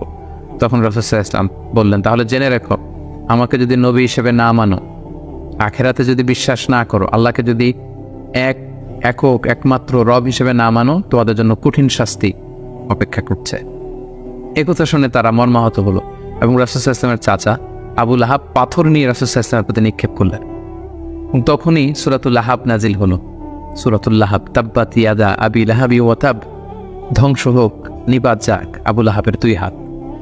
কিন্তু রাসূল সাল্লাল্লাহু আলাইহি ওয়াসাল্লাম থামলেন না, তিনি দাওয়াত দিতে লাগলেন এবং মক্কার গরিব শ্রেণীর যেই লোকেরা আছে, কর্মচারী, শ্রমজীবী, খেটে খাওয়া মানুষ, দাস, তারা রাসূল সাল্লাল্লাহু আলাইহি ওয়াসাল্লামের দাওয়াতে সাড়া দিয়ে মুসলমান হতে লাগলো, তাদের সংখ্যা বাড়তে লাগলো এবং তাদের উপর অত্যাচার আরম্ভ হয়ে গেল। নবুয়তির 5ম বৎসরে এই ক্ল্যাশ, এই সংঘাত মারাত্মক আকারে রূপ নিল। কোথাও বেলাল রাদিয়াল্লাহু তাআলা আনহুকে পিটিয়ে আহত করা হচ্ছে, কোথাও খাব্বাব রাদিয়াল্লাহু তাআলা আনহুকে, কোথাও খুবাইব রাদিয়াল্লাহু তাআলা আনহুকে, কখনো আম্মার ইবনে ইয়াসারকে, কখনো সুমাইয়া রাদিয়াল্লাহু তাআলা আনহাকে। তাদেরকে নানাভাবে নির্যাতন, অত্যাচার শুরু করা হলো এবং উপায়ান্তর না দেখে নবুয়তির 5ম বছর রাসূল সাল্লাল্লাহু আলাইহি ওয়াসাল্লাম বললেন যে না, এভাবে অত্যাচারের মধ্য দিয়ে যাওয়া যায় না। আমি শুনেছি যে নাজ্জাশির বাদশাহ, ইথিওপিয়াতে হাবাসাতে একজন বাদশাহ আছে, ইমামুন আদিল, এ জাস্ট কিং, তার কাছে কেউ নাকি অত্যাচারিত হয় না, তোমরা সেখানে হিজরত করো। নবুয়তির 5ম বৎসর একটা বিশাল সংখ্যক মুসলিম সাহাবী তারা আবিসিনিয়াতে হিজরত করলো এবং এই বছরই পাপিষ্ঠ আবু জাহাল বর্ষার আঘাতে ইসলামের প্রথম নারী শাহিদা সুমাইয়া রাদিয়াল্লাহু তাআলা আনহাকে তিনি শহীদ করে দিয়েছিলেন, হত্যা করেছিলেন। এভাবে খুব কঠিন মুহূর্ত যখন যাচ্ছিল মুসলিমদের উপর, মুসলিমদের একটা অংশ আবিসিনিয়াতে হিজরত করলো, রাসূল সাল্লাল্লাহু আলাইহি ওয়াসাল্লাম অন্যান্যদেরকে নিয়ে কষ্ট সহ্য করেও মক্কাতে অবস্থান করলেন। ঠিক ওই মুহূর্তে একটা আশার বাণী নিয়ে আসলো আমির হামজা, রাসূল সাল্লাল্লাহু আলাইহি ওয়াসাল্লামের চাচার ইসলাম গ্রহণ এবং ওমরে ফারুকের ইসলাম। সুবহানাল্লাহ। তারা যখন ইসলাম ধর্ম গ্রহণ করলো তখন মক্কার কুরাইশরা একটু নড়ে চড়ে বসলো, কারণ তারা তখন পাবলিকলি কয়েকজন একসাথে মিলে 2টা লাইন করে মিছিল দিতে শুরু করলো, আল্লাহু আকবার, আল্লাহু আকবার, তাকবীর দিতে দিতে তারা কাবা পর্যন্ত গেল। এবং এই দৃশ্য যখন মক্কার কাফিররা দেখলো তখন তারা বলতে আরম্ভ করলো, না, এটাকে যে কোনো মূল্যে থামাতে হবে। রাসূল সাল্লাল্লাহু আলাইহি ওয়াসাল্লামকে তারা প্রপোজ করলো, তুমি নারী চাও মুহাম্মদ, তোমাকে আরব সুন্দরী নারী এনে দেব, তুমি সম্পদ চাও, সম্পদ দেব, ক্ষমতা চাও, ক্ষমতা দেব, কিন্তু এই নতুন যেই দাওয়াত দিচ্ছ তুমি, এটা বন্ধ করো। রাসূল সাল্লাল্লাহু আলাইহি ওয়াসাল্লাম বললেন, তোমরা যদি আমার ডান হাতে লাওয়াদাউ শামসা ফি ইয়ামিনি ওয়াল কামারা ফি ইয়াসারি, ডান হাতে যদি তোমরা সূর্য এনে দাও, বাঁ হাতে যদি আমাকে চাঁদ এনে দাও, তারপরেও এই দাওয়াত থেকে, আমার এই মিশন থেকে আমি এক চুল পরিমাণে পেছনে যাব না। এবার আবু জাহেল, উতবা, শাইবা, ওয়ালিদ ইবনে মুগীরা তারা সিদ্ধান্ত নিল, না, মুহাম্মদকে থামাতে হলে আমাদেরকে অন্য স্ট্র্যাটেজিতে যেতে হবে, তাদেরকে বয়কট করতে হবে। এবং তারা তখন প্রপোজ করলো যে আমরা বয়কট করব। আবু তালেবকে বলল, আবু তালেব, তোমার ভাতিজা তোমার শেল্টারে আমাদের সমাজে বিশৃঙ্খলা তৈরি করছে, নতুন ধর্মের দাওয়াত দিচ্ছে, ভাই মুহাম্মদকে আমাদের হাতে তুলে দাও, তা না হলে তোমাদেরকে আমরা বয়কট করতে বাধ্য হব। আবু তালেব বললেন যে না, পিতাহারা মাতাহারা মুহাম্মদকে আমি ছোটবেলা থেকে লালন পালন করেছি, আমার ভাতিজার কোনো ক্ষতি আমি হতে দিব না। তারা বয়কটের ঘোষণা দিল। তারা বলল, আমরা সবাই মিলে এই বানু হাশিমকে বয়কট করলাম, তোমাদের সাথে আমাদের কোনো বিবাহ হবে না, কোনো অর্থনৈতিক চুক্তি হবে না, আমরা কোনো পণ্য বিক্রি করব না, তোমাদের থেকে কিনবো না, কথা বলবো না, তোমাদেরকে বয়কট। 3 বছর শিআবে আবি তালেবে রাসূল সাল্লাল্লাহু আলাইহি ওয়াসাল্লামের চাচা এবং মুসলিমরা এই বয়কটের মধ্যে ছিলেন। প্রথম বছর তারা ছাগল পালতো, যেহেতু ছাগল জবাই করে খেয়েছে। তারপরের বছর ছাগলের চামড়া, এবং অনেক সাহাবী ছাগলের চামড়া, গাছের ছাল খেয়ে বেহুশ হয়ে থাকতো, যেহেতু কোনো খাবার দাবারের ব্যবস্থা ছিল না। ঠিক নবুয়তের 7ম বৎসরে এই বয়কট শুরু হলো 10ম বৎসর পর্যন্ত। 3টি বছর তারা এই বয়কটের মধ্যে দিয়ে গিয়েছে। এবং রাসূল সাল্লাল্লাহু আলাইহি ওয়াসাল্লাম নবুয়তের 10ম বৎসরে চাচা আবু তালেবকে বললেন যে, চাচা, আল্লাহ তাআলা আমাকে জানিয়েছেন যে তারা যে বয়কটের যে ধারাগুলো লিখেছিল যে আমাদের কাছে পণ্য বিক্রি করবে না, আমাদের সাথে বিয়ে শাদী হবে না, কথাবার্তা হবে না, এবং ধারাগুলো লিখে তারা একটা কাগজে এটাকে কাবা ঘরের ছাদের উপরে ঝুলিয়ে দিয়েছিল। রাসূল সাল্লাল্লাহু আলাইহি ওয়াসাল্লাম বললেন যে চাচা আপনি তাদের কাছে যান, যে বলুন যে আল্লাহ তাআলা আমাকে জানিয়েছে উই পোকা এসে তাদের ধারার প্রতিটি কথা উই পোকা খেয়ে ফেলেছে, সেখানে শুধু আল্লাহ এই শব্দটা অবশিষ্ট আছে। আমি যদি নবী না হই তাহলে তো এটা আমার পক্ষে বলা সম্ভব না। আবু তালেব যে বললেন শোনো, আমার ভাতিজা মোহাম্মদ বলেছে যে তোমাদের ধারার প্রতিটি কথা উই পোকা খেয়ে ফেলেছে, যেটা তোমরা কাবা ঘরে লটকে রেখেছো গত 3 বছর, যাও যে দেখো, যদি দেখো মোহাম্মদ যা জানিয়েছে এটা মিথ্যা তাহলে মোহাম্মদকে তোমাদের হাতে তুলে দেবো, আর যদি সত্য হয় তাহলে এই বয়কট তোমরা ভেঙে দিতে হবে। তারা যে তাই দেখলো, রাসূল সাল্লাল্লাহু আলাইহি ওয়াসাল্লাম যেমনটি বলেছেন কোনো লেখা সেই নথিপত্রে নেই, শুধু আল্লাহ নামটি ছাড়া। এটা দেখে তাদের কারো কারোর মধ্যে ভয় আসলো যে না, এতটা আমাদের আত্মীয়, এরা একই বংশের লোক, একই সমাজের লোক, এটা করা ঠিক হবে না। নবুয়তির 10ম বৎসর এই বয়কটকে তারা উঠিয়ে নিল। কিন্তু তার চেয়েও দুঃখজনক ঘটনা আমাদের জন্য সামনে অপেক্ষা করছে, সেটা হচ্ছে নবুয়তির 10ম বৎসর রাসূল সাল্লাল্লাহু আলাইহি ওয়াসাল্লামের এই চাচা আবু তালেব ইন্তেকাল করলো, যিনি রাসূল সাল্লাল্লাহু আলাইহি ওয়াসাল্লামকে পলিটিক্যাল শেল্টার দিতেন এবং রাসূল সাল্লাল্লাহু আলাইহি ওয়াসাল্লামকে ঘরে যিনি শক্তি যোগাতেন, সাহস যোগাতেন এবং ফিনান্সিয়াল সাপোর্ট দিতেন, তার সেই প্রিয়তম স্ত্রী খাদিজা রাদিয়াল্লাহু তাআলা আনহা নবুয়তির 10ম বৎসরে চাচার ইন্তেকালের 6 মাস পরে ইন্তেকাল করলেন। রাসূল সাল্লাল্লাহু আলাইহি ওয়াসাল্লাম তখন সাউদা বিনতে জামাআ রাদিয়াল্লাহু তাআলা আনহাকে বিয়ে করলেন। আয়েশা রাদিয়াল্লাহু তাআলা আনহার সাথে বিয়ের কন্ট্রাক্ট অর্থাৎ আকদ হলো, কিন্তু সংসার শুরু হয়নি। কিন্তু এখন তো রাসূল সাল্লাল্লাহু আলাইহি ওয়াসাল্লামকে বাঁচানোর মতো কেউ নেই, শেল্টার দেওয়ার মতো কেউ নেই। এখন তো যে কেউ রাসূল সাল্লাল্লাহু আলাইহি ওয়াসাল্লামের উপর অ্যাটাক করতে পারে। তাই রাসূল সাল্লাল্লাহু আলাইহি ওয়াসাল্লাম পাশের শহর টুইন সিটি তায়েফে চলে গেলেন। তায়েফের লোকদেরকে দাওয়াত দিলেন। নবুয়তির 10ম বছরেই তিনি তায়েফে চলে গেলেন। কিন্তু আমরা তায়েফের ঘটনা জানি। To make the long story short, সেখানে তিনি রিজেক্টেড হলেন, পাথর মারা হলো, রক্তাক্ত হয়ে তিনি ফিরে আসলেন এক খেজুর বাগানের ভেতরে। ফজরের সময় তিনি যখন তেলাওয়াত করছিলেন, একদল জিন যাচ্ছিল এবং তারা রাসূল সাল্লাল্লাহু আলাইহি ওয়াসাল্লামের কণ্ঠে তেলাওয়াত শুনে জিন জাতি ঈমান এনে ফেলল। আল্লাহ তাআলা বুঝাতে চাইলেন, নবী হে, মক্কায় নির্যাতিত হয়ে তায়েফে গিয়েছেন, তায়েফে রক্তাক্ত হয়েছেন, রিজেক্টেড হয়েছেন, তায়েফের লোকের আপনার কথা শুনেনি, কিন্তু অদৃশ্য জগতের এক জাতি, জিন জাতি, আপনার এই কথা শুনে ঈমান এনে মুসলমান হয়ে গিয়েছে। সুবহানাল্লাহ। তায়েফে যখন তিনি রিজেক্টেড হলেন, এবার তিনি কোথায় যাবেন? মক্কাতে আসলে এখানে মৃত্যু অপেক্ষা করছে। তায়েফে তিনি আশ্রয় পেলেন না। এবার তিনি মক্কার অনতি দূরে দাঁড়িয়ে একজন লোককে পাঠালেন যে যাও, যে বলো যে কেউ কি নেই আমাকে শেল্টার দিবে? আমার তো এটা আমার শেকড়, জন্মভূমি, আমার বাবা দাদা সবাই এ এলাকার, আমার স্মৃতি, শৈশব কৈশোর সব এখানে। আমি তো তোমাদের সাথে কোনো খারাপ আচরণ কখনো করিনি, কাউকে ঠকাইনি, আমাকে থাকবার জন্য কি কেউ আশ্রয় দিবে না? কেউ তখন আবু জাহেল, উতবা, সাইবার ভয়ে রাসূল সাল্লাল্লাহু আলাইহি ওয়াসাল্লামকে আমান বা সিকিউরিটি দিতে রাজি হলো না, একজন লোক ছাড়া। তিনি হচ্ছেন মুতঈম ইবনে আদি। যদিও সে মুশরিক, কিন্তু রাসূল সাল্লাল্লাহু আলাইহি ওয়াসাল্লামকে শেল্টার বা আমান দেওয়ার জন্য রাজি হলো। আল্লাহর মেহেরবানি, এই মুশরিক মুতঈম ইবনে আদির শেল্টারে রাসূল সাল্লাল্লাহু আলাইহি ওয়াসাল্লাম মক্কায় ঢুকলেন, তাওয়াফ করলেন, মক্কায় থাকতে আরম্ভ করলেন। কিন্তু মক্কার পরিবেশ পরিস্থিতি মোটেও রাসূল সাল্লাল্লাহু আলাইহি ওয়াসাল্লামের অনুকূলে নয়। রাসূল সাল্লাল্লাহু আলাইহি ওয়াসাল্লাম খুব কষ্টে দিনাতিপাত করতে লাগলেন। কিছুদিন আগে চাচা হারিয়েছেন, ঘরের স্ত্রী খাদিজা রাদিয়াল্লাহু তাআলা আনহাকে হারিয়েছেন, তায়েফে যে নির্যাতিত হয়েছেন, ডানে বায়ে সামনে পেছনে সাহস জোগানোর মতো কেউ নেই। রাসূল সাল্লাল্লাহু আলাইহি ওয়াসাল্লামের হৃদয়টা ভেঙে চুরমার খান। ঠিক সে মুহূর্তে নবুয়তির 11তম বৎসরে রাসূল সাল্লাল্লাহু আলাইহি ওয়াসাল্লামের হৃদয়টাকে আনন্দ দিয়ে ভরে দেবার জন্য স্পেশাল মিটিংয়ে রাসূল সাল্লাল্লাহু আলাইহি ওয়াসাল্লামকে ডেকে নিলেন আল্লাহ তাআলা তার আরশে। আল্লাহ তাআলা নাজিল করলেন, সুবহানাল্লাযী আসরা বিআবদিহি লাইলাম মিনাল মাসজিদিল হারাম ইলাল মাসজিদিল আকসা। তিনি মসজিদে হারাম থেকে এক রাত্রিবেলা রাসূল সাল্লাল্লাহু আলাইহি ওয়াসাল্লামকে জিবরাইল আলাইহিস সালামের মারফত তিনি মসজিদে আকসায় নিলেন। সেখান থেকে 7 আকাশ ভ্রমণ করিয়ে আল্লাহর আরশে নিয়ে গেলেন। সুবহানাল্লাহ। সেখানে সালাত ফরজ করা হলো। রাসূল সাল্লাল্লাহু আলাইহি ওয়াসাল্লামের সাথে একান্তে আল্লাহ তাআলা কথোপকথন করলেন। রাসূল সাল্লাল্লাহু আলাইহি ওয়াসাল্লামের মন ভালো করে দিলেন। মেরাজ থেকে তিনি ফিরে আসলেন, কিন্তু এখন যাবেন কোথায়? মক্কায় তো থাকার পরিবেশ নেই। তখন তিনি ওনার গ্লোবাল নেভিগেশন এটা বাড়ানোর জন্য ট্রাই করলেন যে ফরেন লোক আমি পাই কিনা, যে বিদেশে কোথাও যেয়ে থাকা যায় কিনা প্রবাসে।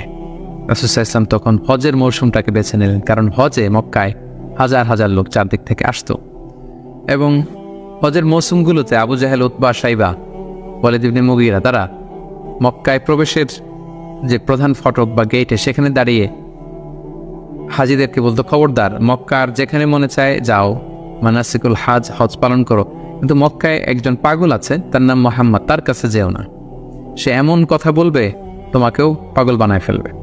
আমরা জানি যে আল ইনসানু হারিসুন আলা মা মুনিআ, মানুষকে যেটা থেকে বারণ করা হয় মানুষের সেটার ব্যাপারে আগ্রহ থাকে বেশি। সবাই তখন মক্কায় যে খুঁজতে আরম্ভ করলো যে কে এই মোহাম্মদ।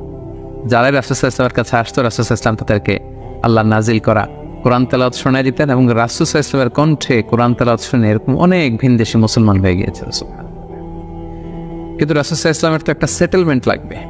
কোথায় যাবেন তিনি মিনাতে এবং আকাবাতে খুঁজতে আরম্ভ করলেন। নবুয়তির 11তম বছরে খুঁজতে খুঁজতে হঠাৎ মিনার একটা টেন্টে, তাঁবুতে তিনি ঢুকলেন। 6 জন লোক সেখানে বসা। রাসূল ইসলাম জিজ্ঞেস করলেন, তোমরা কারা? তারা বলল, আমরা খাজরাজ গোষ্ঠীর মানুষ, ইয়াসরিব আমাদের বাড়ি। মদিনার পূর্ব নাম ছিল ইয়াসরিব। তাদের সংখ্যা ছিল মাত্র 6 জন। সুবহানাল্লাহ। আসলে পৃথিবীতে যত বড় কাজ হয়েছে, যত বিপ্লব হয়েছে, এগুলো কিন্তু হয়েছে সামান্য কয়েকজন লোক থেকে শুরু হয়েছে, পরে এটা বিপ্লবের রূপ নিয়েছে। এই যে দেখেন, ইমানের বীজ আল্লাহ তাআলা কিভাবে এই 6 জন লোকের মাধ্যমে মদিনাতে পৌঁছাবে। রাসূল সাল্লাল্লাহু আলাইহি ওয়াসাল্লাম বললেন, তোমরা খাজরাজেরা 6 জন? কোন খাজরাজ, কোন ইয়াসরিব? ওই যে ইয়াসরিবের পাশে ইহুদিরা বাস করে? তারা বললেন হ্যাঁ। রাসূল সাল্লাল্লাহু আলাইহি ওয়াসাল্লাম বললেন, তোমাদের কি কিছু সময় হবে, আমি তোমাদের কিছু শোনাবো? তারা বললেন হ্যাঁ, শোনান। রাসূল সাল্লাল্লাহু আলাইহি ওয়াসাল্লাম কোরআনের আয়াত তেলাওয়াত করলেন। তারা যতই শুনতে লাগলো, অভিভূত হতে লাগলো, মোহিত হতে লাগলো। রাসূল সাল্লাল্লাহু আলাইহি ওয়াসাল্লামের হাতে হাত রেখে শাহাদা পড়ে তারা মুমিন হয়ে গেল। এবং রাসূল সাল্লাল্লাহু আলাইহি ওয়াসাল্লাম বললেন, যাও, তোমরা এই কোরআনের কথা, আমি যে নবী, আমি যে শেষ নবী, এই কথা তোমাদের লোকালয়ে, তোমাদের জনপদে যেয়ে তোমরা বল। এবং তারা যে ইয়াসরিবে ফিরে যেয়ে আরও 6 জনকে নিয়ে পরের বছর আসলো, নবুয়তির 12তম বৎসর। রাসূল সাল্লাল্লাহু আলাইহি ওয়াসাল্লাম খুঁজে খুঁজে হাজিদের তাঁবু খুঁজে খুঁজে সেই 12 জনের তাঁবুতে গেলেন, এবং তারা 12 জন রাসূল সাল্লাল্লাহু আলাইহি ওয়াসাল্লামের হাতে হাত রেখে একটা শপথ করেছিলেন। এটাকে বলা হয় বাইআতুল আকাবা আল উলা, আকাবার প্রথম শপথ। মিনার পাশেই যে পাহাড় বেষ্টিত এরিয়া, এটাকে আকাবা বলে। এই আকাবার প্রথম শপথে 12 জন তারা রাসূল সাল্লাল্লাহু আলাইহি ওয়াসাল্লামের হাতে হাত রেখে শপথ করলো যে, নবী, আপনি যা বলেন আমরা তাই শুনবো, আপনি যে আদেশ দেন সেটাই আমরা মাথা পেতে নেব। রাসূল সাল্লাল্লাহু আলাইহি ওয়াসাল্লাম খুশি হলেন, তার হৃদয়ে আশার সঞ্চার হলো যে না, হয়তো ইয়াসরিবে আমি চলে যেতে পারবো। এবং এই 12 জনকে সাথে করে রাসূল সাল্লাল্লাহু আলাইহি ওয়াসাল্লাম মক্কার একজন নমুসলিম সাহাবীকে পাঠালেন, যার নাম হচ্ছে মুসআব। বললেন যে, মুসআব, তুমি অন বিহাফ অফ মি, কোরআনের আয়াতগুলো, ইসলামের যে বিধানগুলো এসেছে, এগুলো এই 12 জনের সাথে তুমি ইয়াসরিবে চলে যাও as a brand ambassador of Islam. ইসলামের প্রথম অ্যাম্বাসেডর হিসেবে তিনি মক্কা থেকে মদিনায় গিয়েছিলেন। এবং মুসআব ছিলেন খুব ড্যাশিং চেহারার একজন সাহাবী। তার আতরের ঘ্রাণ, যে দামি পারফিউম তিনি ইউজ করতেন, এটা শুকে এই ঘ্রাণ যারা পেয়েছে তারা বিমোহিত হয়েছে সবসময়। দেখেন, একজন দায়ীর কোয়ালিটি কিন্তু এটা, তাকে খুব স্মার্ট হতে হবে। রাসূল সাল্লাল্লাহু আলাইহি ওয়াসাল্লামের খুব চমৎকার সিলেকশন, তিনি মুসআব ইবনে উমাইরকে এই কাজের জন্য সিলেক্ট করেছেন। এই 12 জনকে নিয়ে মুসআব রাদিয়াল্লাহু তাআলা আনহু তিনি ইয়াসরিবে ফিরে গেলেন, এবং তিনি অল্প কিছুদিনের ব্যবধানে কয়েকশো মানুষকে মুসলিম বানিয়ে ফেললেন। সুবহানাল্লাহ। ইসলামের বাণী তিনি প্রচার করে ফেললেন। এবং রাসূল সাল্লাল্লাহু আলাইহি ওয়াসাল্লাম তখন নমুসলিম যারা অবশিষ্ট ছিল তাদের সবাইকে ইয়াসরিবে চলে যেতে বললেন, যেহেতু মুসআব রাদিয়াল্লাহু তাআলা আনহু সেখানে যে একটা গ্রাউন্ড তৈরি করেছেন, সেখানে মুসলিম দল ভারী হতে শুরু করেছে। রাসূল সাল্লাল্লাহু আলাইহি ওয়াসাল্লাম নমুসলিম সাহাবীদেরকে ওখানে পাঠালেন। এবং তার পরের বছর নবুয়তির 13তম বছরে আবার সেই মিনার হাজি ক্যাম্পে রাসূল সাল্লাল্লাহু আলাইহি ওয়াসাল্লাম অপেক্ষা করলেন যে দেখি মুসআব ইবনে উমাইর এবং সেই 12 জন তারা কি করে। তারা 13তম বছরে 75 জন নিয়ে 75% তারা নিয়ে রাসূল সাল্লাল্লাহু আলাইহি ওয়াসাল্লামের হাতে বায়াত গ্রহণ করেছিলেন। এবং সম্মানিত সুদী, এবারের বায়াতটা ছিল পলিটিক্যাল বায়াহ। নবুয়তির 12তম বৎসরে 12 জন সাহাবী, যারা 12 জন শপথ নিয়েছিল, সেটা ছিল বাইয়াতুল আকাবাল উলা। এবার 75 জন নিল পলিটিক্যাল বায়াতুল আকাবা সানিয়া, যে শুধু আমার আনুগত্য না, আমার জীবন মানে তোমাদের জীবন, তোমাদের জীবন আমার জীবন, তোমরা তোমাদের জীবন বাঁচানোর জন্য যা করবে আমি নবীকে বাঁচানোর জন্য তাই করতে হবে। আদাম বিদ্দাম আল হাদাম আল হাদাম। তারা পলিটিক্যাল বায়া আনিল এবং রাসূল ইসলামকে বলল যে, ইয়া রাসূলুল্লাহ, আপনার জন্য আমাদের জীবন কুরবান, the land of Yasrib is completely ready for you. We're just waiting for your arrival. আমরা আপনার আগমনের শুভাগমনের অপেক্ষায়, আপনি আসুন, আমরা আপনাকে সাপোর্ট দেব, আমরা সেখানে ইসলামী সাম্রাজ্য গড়ে তুলব। রাসূল সাল্লাল্লাহু আলাইহি ওয়াসাল্লাম তিনি আশা পেলেন এবং আল্লাহ তাআলা ইঙ্গিত দিলেন যে মুহাম্মদ তোমাকে সেই ইয়াসরিবে ফিরে যেতে হবে। রাসূল সাল্লাল্লাহু আলাইহি ওয়াসাল্লাম বললেন, তোমাদের মধ্য থেকে আমি 12 জনকে নাকিব বানাতে চাই, 12 জন লিডার তোমরা যে ইসলাম প্রচার করবে। তারা গেল এবং ঠিক এই বাইআতুল আকাবা সানিয়ার 2.5 মাস পরে রাসূলুল্লাহ সাল্লাল্লাহু আলাইহি ওয়াসাল্লাম হিজরত করলেন। হিজরতের ব্যাপারে আমার বিভিন্ন আলোচনাতে আমরা সেখানে ফুটিয়ে তুলেছি। আজকের এই পর্বে, যেহেতু এটা একটা সংক্ষিপ্ত পর্ব এবং এক পর্বে আমরা পুরো জীবনীকে কভার করতে চাচ্ছি, আমরা হিজরত নিয়ে বিস্তারিত আলোচনা করতে পারছি। প্রিয় সুধী, এবার আমরা রাসূল সাল্লাল্লাহু আলাইহি ওয়াসাল্লামের জীবনীর তৃতীয় পর্ব বা তৃতীয় ভাগ শুরু করব, যেটা আমরা বলেছিলাম হিজরতের পর থেকে শুরু করে ইন্তেকাল পর্যন্ত। রাসূল সাল্লাল্লাহু আলাইহি ওয়াসাল্লাম হিজরত করে সেদিন আবু বকর রাদিয়াল্লাহু তাআলা আনহুকে নিয়ে মদিনায় আসলেন। মদিনাবাসী আনন্দিত, উচ্ছ্বসিত, উদ্বেলিত রাসূল সাল্লাল্লাহু আলাইহি ওয়াসাল্লামকে পেয়ে। রাসূল সাল্লাল্লাহু আলাইহি ওয়াসাল্লাম প্রথমে এসেই কুবা একটা এলাকা আছে, কুবা পল্লীতে তিনি কয়েকদিন থাকলেন এবং সেখানে একটা ছোট্ট মসজিদ নির্মাণ করলেন। তারপর তিনি মদিনাতে গেলেন। আসলে জায়গাটা ছিল ইয়াসরিব, তিনি যে জায়গাটার নাম পরিবর্তন করে মাদিনা করলেন, মাদিনাতুন নবী বা তাইবা, পবিত্র নগরী। সেখানে যে ইয়াসরিবে যেও তিনি একটি মসজিদ প্রতিষ্ঠা করলেন, যে মসজিদটা হচ্ছে মসজিদে নববী, নবীর প্রতিষ্ঠিত মসজিদ। এবং এই মসজিদে তিনি 10 বছর ইমামতি করেছেন। এই মসজিদটাই ওনার সব কিছু ছিল। ফরেন ডেলিগেশন আসলে এখানে দেখা করতেন, এখানে তিনি আহলে সুফাদেরকে শিক্ষা দিতেন। এটাই ইউনিভার্সিটি ছিল, এটাই হাইকোর্ট, এটাই সুপ্রিম কোর্ট, এখানে বিচার কার্য পরিচালনা করতেন। এখান থেকে তিনি সামরিক অভিযানগুলো পরিচালনা করতেন। মদিনাতে তিনি এসে দেখলেন যে মদিনাতে হিজরত করা সাহাবারা, মদিনায় যারা মুসলিম হয়েছে তার মানে মুসলিম একটা কমিউনিটি। আবার দেখলেন কিছু মুশরিক কমিউনিটি আছে যারা এখনো মুসলিম হয়নি। আবার তিনি দেখলেন যে ইহুদিদের একটা কমিউনিটি আছে, 3 দিকে তারা থাকে। তাদের 3টা গোত্র, বানু কাইনুকা, বানু নাদির, বানু কুরাইদা। তিনি ভাবলেন যে সবাই মিলে একটা সংঘবদ্ধ আমাদের চার্টার থাকা দরকার। তিনি তাদের সবার সাথে বসলেন, তিনি মদিনা চার্টার করলেন, যেটাকে মদিনা সনদ বলা হয়। সুবহানাল্লাহ। তিনি মদিনা চার্টারে উল্লেখ করলেন যে আমরা মদিনাকে রক্ষার জন্য মুসলিম, প্যাগানস, জিউস সবাই এক, আমরা একে অপরের সাথে মিত্রতা থাকবে এবং বহিঃশত্রুর আক্রমণ থেকে আমরা একে অপরকে রক্ষা করব। এবং তিনি মক্কা থেকে যারা হিজরত করে এসেছেন মুহাজির সাহাবী, এবং মদিনাতে যারা এই মুহাজির সাহাবীদেরকে অ্যাকোমোডেট করেছেন, ওয়েলকাম করেছেন, আনসার সাহাবী, তাদের মধ্যে তিনি ভ্রাতৃত্বের বন্ধন প্রতিষ্ঠা করলেন। শুরু হলো মদিনার নতুন জার্নি। প্রথম বছরে অর্থাৎ প্রথম হিজরিতে তিনি এই কাজগুলো করলেন। দ্বিতীয় হিজরিতে একটা সিগনিফিকেন্ট ঘটনা ঘটলো, সেটা হচ্ছে কেবলা চেঞ্জ করে দেওয়া হলো। রাসূল সাল্লাল্লাহু আলাইহি ওয়াসাল্লাম মদিনাতে এসে 16-17 মাস বাইতুল মাকদাসের দিকে হয়ে নামাজ পড়তেন, কিন্তু চাইতেন যে মক্কায় যদি আল্লাহ তাআলা চেঞ্জ করে দিতেন কতই না ভালো হতো। আল্লাহ তাআলা চেঞ্জ করে দিলেন। আল্লাহ বললেন, ফাওয়াল্লি ওয়াজহাকা শাতরাল মসজিদুল হারাম, নবী হে এই মসজিদুল হারামের দিকে মুখ ফিরিয়ে এখন থেকে নামাজ পড়বেন। এটা দ্বিতীয় হিজরির ঘটনা। দ্বিতীয় হিজরির সবচাইতে গুরুত্বপূর্ণ ইনসিডেন্ট হচ্ছে দ্য ব্যাটল অফ বাদর, গজওয়াত বাদর, বদরের যুদ্ধ। কারণ কুরাইশরা তো তারা দেখলো যে না, মুহাম্মদ হাতছাড়া হয়ে গেল, সব মুসলিমরা হাতছাড়া হয়ে গেল, তাদেরকে তো সহজে ছেড়ে দেওয়া যায় না। তখন একটা যুদ্ধ হলো, বিশাল যুদ্ধ। রাসূল সাল্লাল্লাহু আলাইহি ওয়াসাল্লাম একটা ক্যারাভান আটকাতে গেলেন, কিন্তু তারা খবর পাঠালো যে মুহাম্মদ তার সৈন্য নিয়ে অ্যাটাক করছে। তারা 1000 সৈন্য নিয়ে আসলো বদরের প্রান্তরে, মদিনা থেকে 70-80 কিলো দূরে। মুসলমানদের সংখ্যা ছিল মাত্র 314 জন। বিশাল রক্তক্ষয়ী যুদ্ধ হলো। আল্লাহ তাআলা মুসলিমদেরকে ফেরেশতা দিয়ে, আসমানি মাদাদ দিয়ে সাহায্য করলেন। আল্লাহ বললেন, ওয়ালাকাদ নাসারাকুমুল্লাহু বিবাদরি ওয়া আনতুম আদিল্লা। আল্লাহ তোমাদেরকে বদরের প্রান্তরে সহায়তা করেছিলেন, তোমরা খুব দুর্বল ছিলে, ফেরেশতা দিয়ে আমি তোমাদেরকে সহযোগিতা করেছি, বিজয় এনে দিয়েছি। মুসলিমরা বিজয় লাভ করলো। 70 জন কুরাইশ নিহত হলো, 70 জন বন্দী হলো, মুসলমানরা জয়লাভ করলো। দ্বিতীয় হিজরির আরেকটা ইনসিডেন্ট হচ্ছে, আমি বলেছি যে 3টা জিউস ট্রাইব, ইহুদি গোত্র ছিল। এর মধ্যে একটা গোত্র কাইনুকা, তারা এক মুসলিম নারীকে তার শ্লীলতাহানি করে এবং তারা চুক্তি ভঙ্গ করে। পরে রাসূল সাল্লাল্লাহু আলাইহি ওয়াসাল্লাম তাদেরকে অবরোধ করলেন এবং মদিনা থেকে বের করে দিলেন, এক্সাইল দিলেন, নির্বাসন। কারণ কি ছিল? তারা চুক্তি ভঙ্গ করেছে। রাসূল সাল্লাল্লাহু আলাইহি ওয়াসাল্লাম কখনো আগ বাড়িয়ে কারোর সাথে বিরোধিতায় জড়াননি, শান্তি নষ্ট করেননি। তিনি মদিনায় যে একটা শান্তিময় সাম্রাজ্য গঠন করবার জন্য মদিনা চার্টার করেছেন, মদিনা সনদ আমরা যেটা বলেছি। কিন্তু সর্বপ্রথম এটা ভঙ্গ করলো কারা?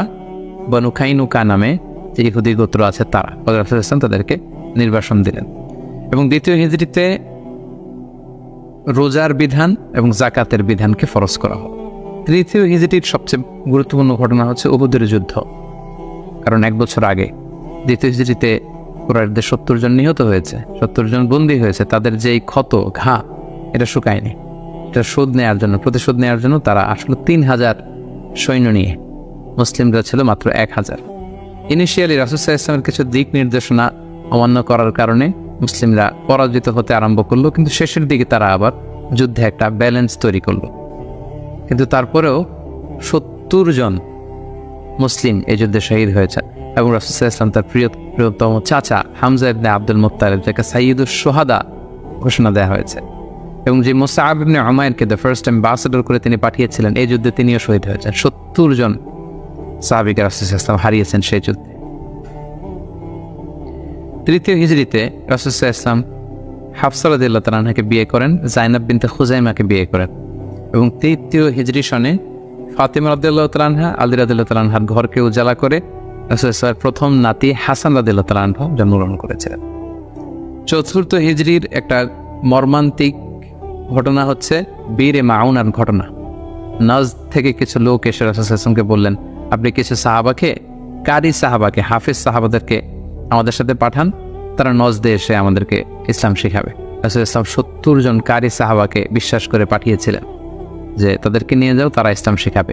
কিন্তু তারা বিশ্বাসঘাতকতা করে এই সাহাবীদেরকে হত্যা করেছে। এটা বীরে মাউনার ঘটনা। রাসূল সাল্লাল্লাহু আলাইহি ওয়াসাল্লাম অত্যন্ত মর্মাহত হয়েছিলেন। এবং চতুর্থ হিজরির আরেকটা ঘটনা হচ্ছে যে বনু নাদির, ইহুদিদের যে দ্বিতীয় গোষ্ঠী, বনু নাদিরকে রাসূল সাল্লাল্লাহু আলাইহি ওয়াসাল্লাম নির্বাসন দিয়েছিলেন, মদিনা থেকে বের করে দিয়েছিলেন। কারণ কি? একই ঘটনা, বিশ্বাসঘাতকতা, ট্রেচারি, বিশ্বাসঘাতকতার কারণে।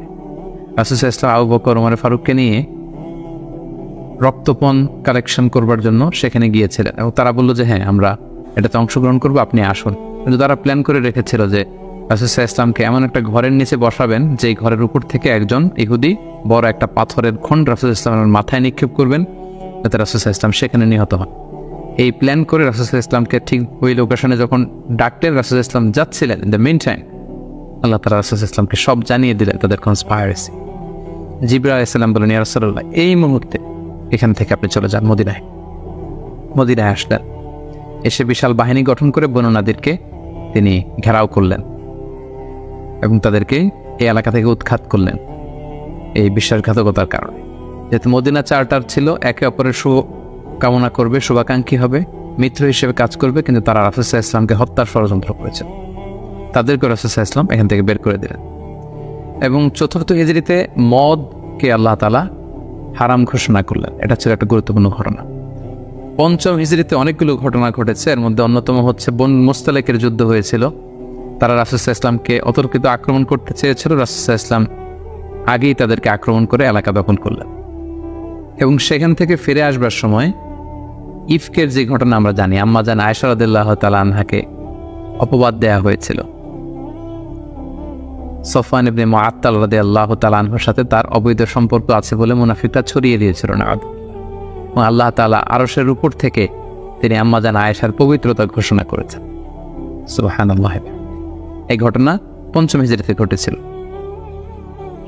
এবং পঞ্চম হিজরির সবচেয়ে ভয়ানক ঘটনা হচ্ছে আহজাবের যুদ্ধ বা খন্দকের যুদ্ধ।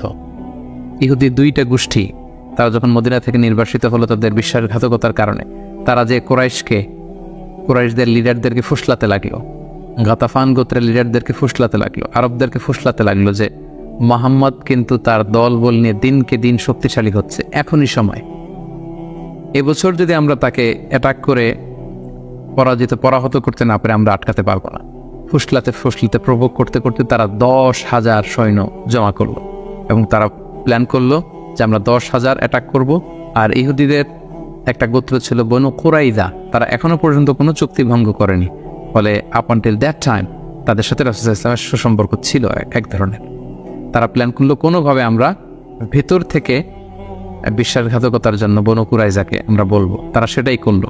10,000 সৈন্য মদিনাতে অ্যাটাক করলো। এখন রাসূল সাল্লাল্লাহু আলাইহি ওয়াসাল্লাম কী করবেন? এই ছোট্ট বাহিনী নিয়ে তো 10,000 শক্তিশালী বাহিনীকে সামলানো সম্ভব নয়। রাসূল সাল্লাল্লাহু আলাইহি ওয়াসাল্লাম মিটিং করলেন, কনসাল্ট করলেন। সালমান আল ফারিসি তিনি বললেন যে আমরা আমাদের পারস্যে যুদ্ধের অনেকগুলো মাধ্যমের একটা মাধ্যম হচ্ছে ট্রেঞ্চ খনন করি, পরীক্ষা খনন করি। বিশাল মদিনার চারদিকে বিশাল গর্ত করে আমরা এমন পরীক্ষা খনন করব, ফলে আমরা মদিনাতে আসতেই পারবেন। আসতে হলে আগে মই দিয়ে নিচে নামতে হবে, তারপরে আবার মই দিয়ে উপরে উঠতে হবে। এই মুহূর্তে আমরা তীর মেরে তাদেরকে নাস্তানাবুদ করতে পারবো। রাসূল ইসলাম রাজি হলেন। কয়েক কিলোমিটার ব্যাপী মদিনার দুই দিকে এক পাশ থেকে আরেক পাশে বিশাল পরীক্ষা খনন করলেন সব সাহাবা। রাসূল ইসলাম নিজেও এই পরীক্ষা খননের কাজে অংশগ্রহণ করলেন। 10,000 সৈন্যবাহিনী আসলো। তারা ভেতর থেকে বনু কুরাইজাকে বিশ্বাসঘাতকতার জন্য উদ্বুদ্ধ করলো। তারা রাজি হচ্ছিল না, অবশেষে রাজি হলো। রাসূল ইসলাম আল্লাহ সাহায্য চাইলেন যে আল্লাহ, ভেতর থেকে যদি বনু কুরাইজা বিশ্বাসঘাতকতা করে অ্যাটাক করে, বাইরে থেকে ওরা যদি আসে, আমরা তো শেষ হয়ে যাব। আল্লাহ তাআলা এমন তুফান দিলেন, এমন বাতাস দিলেন, এমন ঠান্ডা আবহাওয়া দিলেন, 10,000 সৈন্য, অস্ত্র শস্ত্রে সজ্জিত সৈন্য নাস্তানাবুদ হয়ে লণ্ডভণ্ড হয়ে কে কোথায় গেল, কাদের তাবু ভেঙে কে কোন দিকে ছুটলো, তারা নিজেরও টের পেল না। এভাবে আল্লাহ তাআলা এই কনফেডারেটস বিশাল বাহিনীর হাত থেকে রাসূল সাল্লাল্লাহু আলাইহি ওয়াসাল্লামকে মদিনাবাসীকে রক্ষা করলেন। রাসূল সাল্লাল্লাহু আলাইহি ওয়াসাল্লাম এবার তলোয়ার নামিয়ে ফেলতে চাইলেন। জিবরাইল আলাইহিস সালাম বললেন, ইয়া রাসূলুল্লাহ, আপনি যুদ্ধ শেষ করেছেন, আমরা তো করিনি। বনু কুরাইজার কথা কি ভুলে গেছেন? ইহুদিদের যে একটা ট্রাইব যারা বিশ্বাসঘাতকতা করলো, তাদেরকে অ্যাটাক করুন। রাসূলুল্লাহ সাল্লাল্লাহু আলাইহি ওয়াসাল্লাম 5ম হিজরিতে এবার বনু কুরাইজাকে অ্যাটাক করলেন। পরে তারা বাধ্য হলো তাদের মিত্র সাদ বিন মুআজ রাদিয়াল্লাহু তাআলা আনহু যেটা বলবে এটাই ফয়সালা হবে। দীর্ঘদিন তারা রাসূল সাল্লাল্লাহু আলাইহি ওয়াসাল্লাম তাদেরকে চারদিক থেকে ঘেরাও করে রাখলো। পরে সাদ বিন মুআজ বললেন যে এটা বড় বিশ্বাসঘাতকতা, তাদের এই বিশ্বাসঘাতকতা যদি সফল হতো আমরা সবাই মারা যেতাম। সো আমার রায় হচ্ছে তাদের এই বিশ্বাসঘাতকতার শাস্তি হতে হবে অনেক বড়। তাদের মধ্য থেকে যারা মুসলিমদের বিরুদ্ধে তলোয়ার ধরেছে তাদেরকে এক্সিকিউশন করা হবে, তাদের নারীদেরকে বন্দী করা হবে। রাসূল সাল্লাল্লাহু আলাইহি ওয়াসাল্লাম সাদ বিন মুআজের এই পরামর্শকে মেনে নিলেন, এই রায়কে মেনে নিলেন। 6ষ্ঠ হিজরিতে রাসূলুল্লাহ সাল্লাল্লাহু আলাইহি ওয়াসাল্লাম তিনি স্বপ্ন দেখলেন যে তিনি উমরা করছেন, এবং আমরা জানি নবীদের স্বপ্ন হচ্ছে ওহী। তিনি সাহাবীদের কাছে স্বপ্নের কথা জানালেন। 1400 সাহাবীকে নিয়ে তিনি উমরা করতে গেলেন। কিন্তু আমরা জানি যে উমরা করতে যেতে হবে মক্কায়। মক্কায় তো শত্রুর বসবাস, কুরাইশরা। তারা রাসূল সাল্লাল্লাহু আলাইহি ওয়াসাল্লামকে ঢুকতে দিল না। সাহাবারা বলেন, ইয়া রাসূলুল্লাহ, যুদ্ধের ঘোষণা দিন, আমরা যুদ্ধ করব। রাসূল সাল্লাল্লাহু আলাইহি ওয়াসাল্লাম বলেন, আমি যুদ্ধ করতে আসিনি, আমি উমরা করতে এসেছি। তখন সেখানে রাসূল সাল্লাল্লাহু আলাইহি ওয়াসাল্লাম তাদের সাথে একটা ট্রিটি করলেন, পিস ট্রিটি, যেটাকে ঐতিহাসিকরা হুদায়বিয়া সন্ধি বলা হয়। এটা 6ষ্ঠ হিজরির জিলকদ মাসে হয়েছিল। সেখানে ট্রিটিতে বলা হয়েছে যে এবছর মুসলমানরা উমরা করতে পারবে না, ফিরে যাবে উমরা ছাড়াই। আগামী বছর আমরা সুযোগ দিব, তবে মাত্র 3 দিনের জন্য আসবে, কোনো অস্ত্র ছাড়া উমরা করে চলে যাবে। সাহাবীরা এটা মানতেই চাচ্ছিলেন। রাসূল সাল্লাল্লাহু আলাইহি ওয়াসাল্লাম বললেন যে থামো, আমরা এটাতেই রাজি। এবং তারা আরও কিছু ধারা দিল এই সন্ধির, যে মক্কা থেকে কেউ যদি মদিনাতে যায় মুসলিম হয়ে, মদিনাবাসী তাদেরকে ফেরত দিতে হবে। মদিনা থেকে কেউ মক্কায় আসলে মক্কাবাসী ফেরত দিতে বাধ্য থাকবে না। আর দুই পক্ষের সাথে যে কেউ অ্যালায়েন্স করতে পারবে। ফলে বনু খুজা গেল রাসূল সাল্লাল্লাহু আলাইহি ওয়াসাল্লামের পক্ষে, বনু বকর গেল কুরাইশদের পক্ষে। এভাবে হুদায়বিয়া সন্ধিটি হলো। সাহাবারা কেউ মানতে পারল না। রাসূল ইসলাম বললেন, সন্ধি স্বাক্ষরিত হয়ে গিয়েছে, সবাই মাথার চুল হলক করে হালাল হয়ে যাও, আমরা এখন মদিনায় ফিরে যাব। কেউ হালাল হচ্ছিল না। পরে উম্মে সালামা রাদিয়াল্লাহু তাআলা আনহার পরামর্শে রাসূল ইসলাম নিজেই তার পশু জবাই করলেন, নিজের মাথা নিজে হাল্লাক দিয়ে তিনি মাথা মুন্ডন করলেন। ফলে সবাই সেটি করল। সাহাবীদের কাছে মনে হচ্ছিল যে এটা একটা অপমান। 1400 সাহাবী মুসলিম, সাদা ইহরামের কাপড় পরে আমরা আসলাম, কিন্তু আমাদেরকে ঢুকতে দেয়া হলো না। রাসূল ইসলাম বললেন, না, এই সন্ধি আল্লাহ তাআলা বলেছেন যে ইন্না ফাতাহনা লাকা ফাতহাম মুবিনা, নবী হে, তোমাদেরকে আমি বিজয় দিব। এবং চূড়ান্ত বিজয়ের জন্য এই সন্ধিটা গুরুত্বপূর্ণ ছিল। কারণ এখন দাওয়াতি কাজ চারদিকে ছড়িয়ে দেওয়ার জন্য কিছুদিন যুদ্ধ বিগ্রহ বন্ধের দরকার আছে। আল্লাহ তাআলা এই সন্ধির মাধ্যমে কেমন যেন মুসলমানদেরকে সেই ফেভারটি দিলেন, সেই সুযোগটি করে দিলেন। সুবহানাল্লাহ। 7ম হিজরির গুরুত্বপূর্ণ একটি ঘটনা হচ্ছে খায়বার যুদ্ধ। রাসূল সাল্লাল্লাহু আলাইহি ওয়াসাল্লাম খায়বার বিজয় করলেন। মদিনা থেকে বেশ দূরে ইহুদিদের সেখানে বিশাল পল্লী, বিশাল বসতি, এবং যাদেরকে তিনি নির্বাসন দিয়েছিলেন তারা যে সেখানে বসবাস করছিল। রাসূল সাল্লাল্লাহু আলাইহি ওয়াসাল্লাম খায়বার বিজয় করলেন এবং খায়বার বিজিত হয়েছিল সাইয়েদনা আলী রাদিয়াল্লাহু তাআলা আনহুর হাতে। খায়বার যখন বিজয় হলো, খায়বারের বিশাল ল্যান্ড, খেজুর বাগান রাসূল সাল্লাল্লাহু আলাইহি ওয়াসাল্লাম এগুলো পেলেন এবং চুক্তিতে আসলেন যে খায়বারের ইহুদিরা তারা সারা বছর জুড়ে যতটুকু খেজুর তারা উৎপাদন করবে এবং ফলমূল চাষ করবে তার অর্ধেক মদিনাতে দেয়া হবে। খায়বার বিজয়ের পর থেকে কিন্তু বেসিকলি মদিনাতে সাহাবাদের একটু অর্থনৈতিক সচ্ছলতা ফিরে আসলো। এবং ইন দ্য মিন টাইম সেই নবুয়তের ৫ম বছরে যখন অত্যাচার হচ্ছিল, জাফর ইবনে আবি তালেব যখন তার সাথে করে রাসূল সাল্লাল্লাহু আলাইহি ওয়াসাল্লাম অনেককে নমুসলিমকে আবিসিনিয়ায় পাঠিয়েছিলেন, খায়বার বিজয়ের পরে রাসূল সাল্লাল্লাহু আলাইহি ওয়াসাল্লাম তাদেরকে নিয়ে আসলেন, তারা সবাই চলে আসলো। এবং এই 7ম হিজরিতেই রাসূল সাল্লাল্লাহু আলাইহি ওয়াসাল্লাম আশেপাশের বড় বড় যে রাজা আছে, কিং আছে, সুপার পাওয়ার আছে, তাদের কাছে তিনি চিঠি লিখে পাঠালেন যে মিন মুহাম্মদ ইলা হিরাকল আদিমির রোম। এইভাবে সবার কাছে তিনি চিঠি লিখে পাঠালেন যে আসলিম তাসলাম, সালামুন আলা মান ইত্তাবা আল হুদা, শান্তি তাদের প্রতি যারা হেদায়েতকে মানে। ফলে ইন্টারন্যাশনাল ইসলামকে পৌঁছানোর একটা সুযোগ কিন্তু ঠিক তখন রাসূল সাল্লাল্লাহু আলাইহি ওয়াসাল্লামের হলো। এবং 7ম হিজরিতে রাসূল সাল্লাল্লাহু আলাইহি ওয়াসাল্লাম সাহাবাদেরকে নিয়ে উমরা করে আসলেন। এটাকে বলা হয় উমরাতুল কাদা, কারণ আমরা জানি যে 6ষ্ঠ হিজরিতে তিনি উমরা করতে পারেননি এবং সেই হুদাইবিয়া সন্ধির একটা ধারা ছিল, এবছর ফিরে যেতে হবে, পরের বছর এসে উমরা করব। রাসূলুল্লাহ সাল্লাল্লাহু আলাইহি ওয়াসাল্লাম পরের বছর যে উমরা করে আসলেন এবং ঠিক সেই বছরই রাসূল সাল্লাল্লাহু আলাইহি ওয়াসাল্লাম মাইমুনা বিনতে হারিস রাদিয়াল্লাহু তাআলা আনহাকে বিয়ে করেছিলেন। 8ম হিজরিতে যে সমস্ত ঘটনা ঘটেছে তার মধ্যে থেকে অন্যতম হচ্ছে মুতার যুদ্ধ, রোমকদের বিরুদ্ধে অনেক দূরের যুদ্ধ।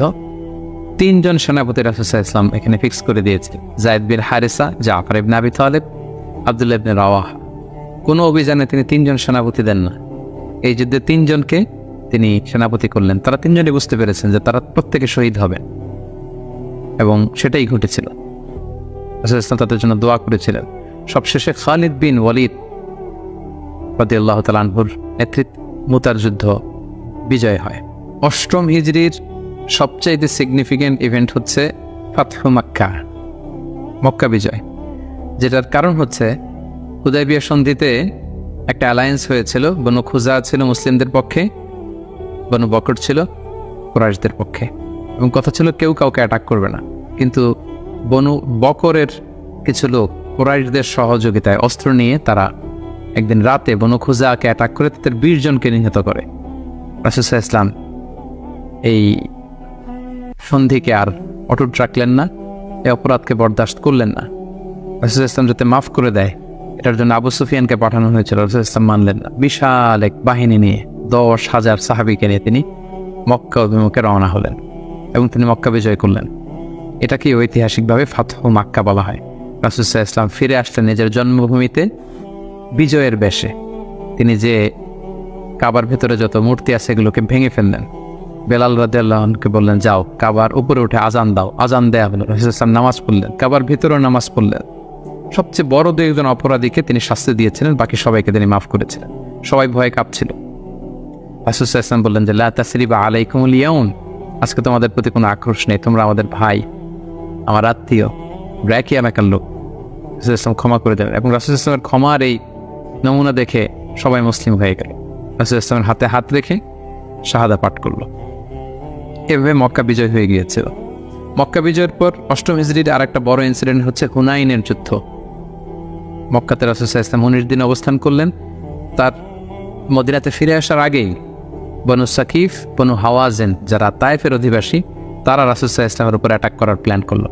রাসূল সাল্লাল্লাহু আলাইহি ওয়াসাল্লাম তাদের প্রতি অভিযান পরিচালনা করলেন। হুনাইন নামক জায়গায় যুদ্ধ হলো। শুরুতে মুসলমানরা পরাস্ত হয়েছিল, কিন্তু পরবর্তীতে মুসলমানরা বিজয় লাভ করল এবং এযাবৎকালে সবচাইতে বেশি গানিমাত, যুদ্ধলব্ধ সব সম্পদ রাসূল সাল্লাল্লাহু আলাইহি ওয়াসাল্লাম এই হুনাইনের যুদ্ধ থেকে তিনি পেয়েছিলেন।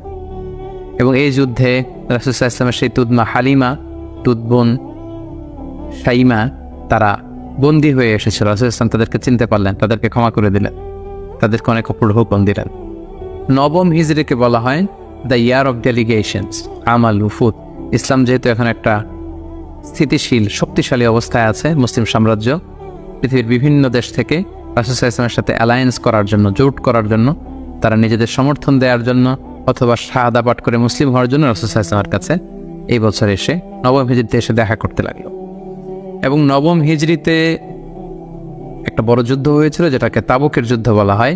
নবম হিজরির রজব মাসে রাসূল সাল্লাল্লাহু আলাইহি ওয়াসাল্লাম রোমানদের বিরুদ্ধে যুদ্ধ করার জন্য তিনি অভিযান পরিচালনা করেছিলেন।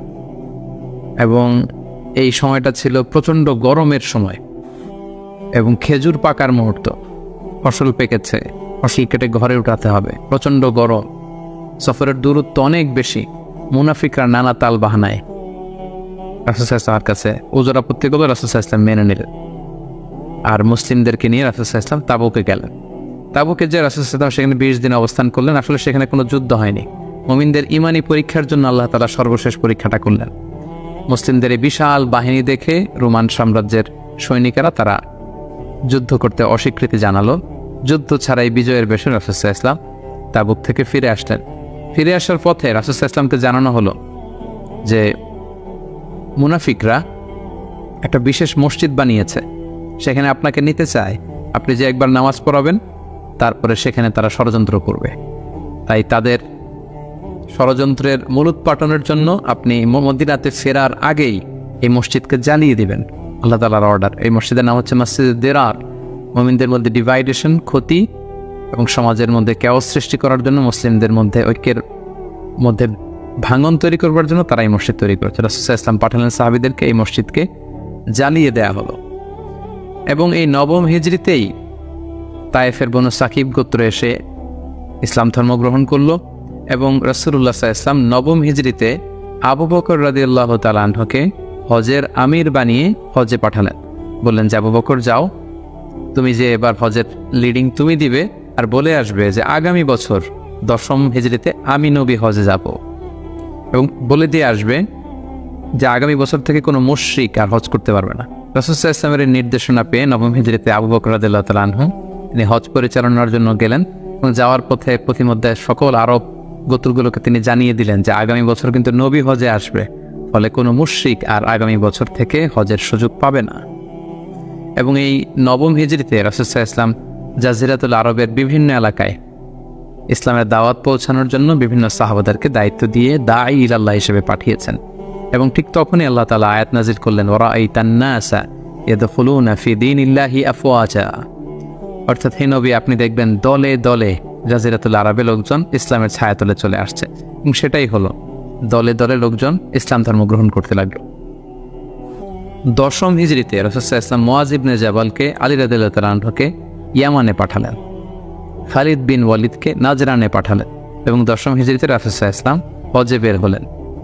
প্রায় লক্ষাধিক সাহাবাকে নিয়ে তিনি হজের জন্য গেলেন।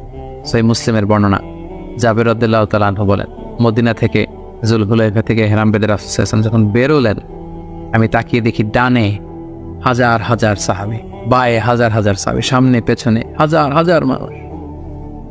যেখান দিয়ে যাচ্ছে লোকজন রাসূল সাল্লাল্লাহু আলাইহি ওয়াসাল্লামের কাফেলার সাথে হজের জন্য যুক্ত হচ্ছে। রাসূল সাল্লাল্লাহু আলাইহি ওয়াসাল্লামের এই হজটাকে বিদায় হজ বলা হয়। এবং এই বিদায় হজে তিনি একটা ঐতিহাসিক ভাষণ দিয়েছিলেন, যেটাকে বিদায় হজের ভাষণ বলা হয়।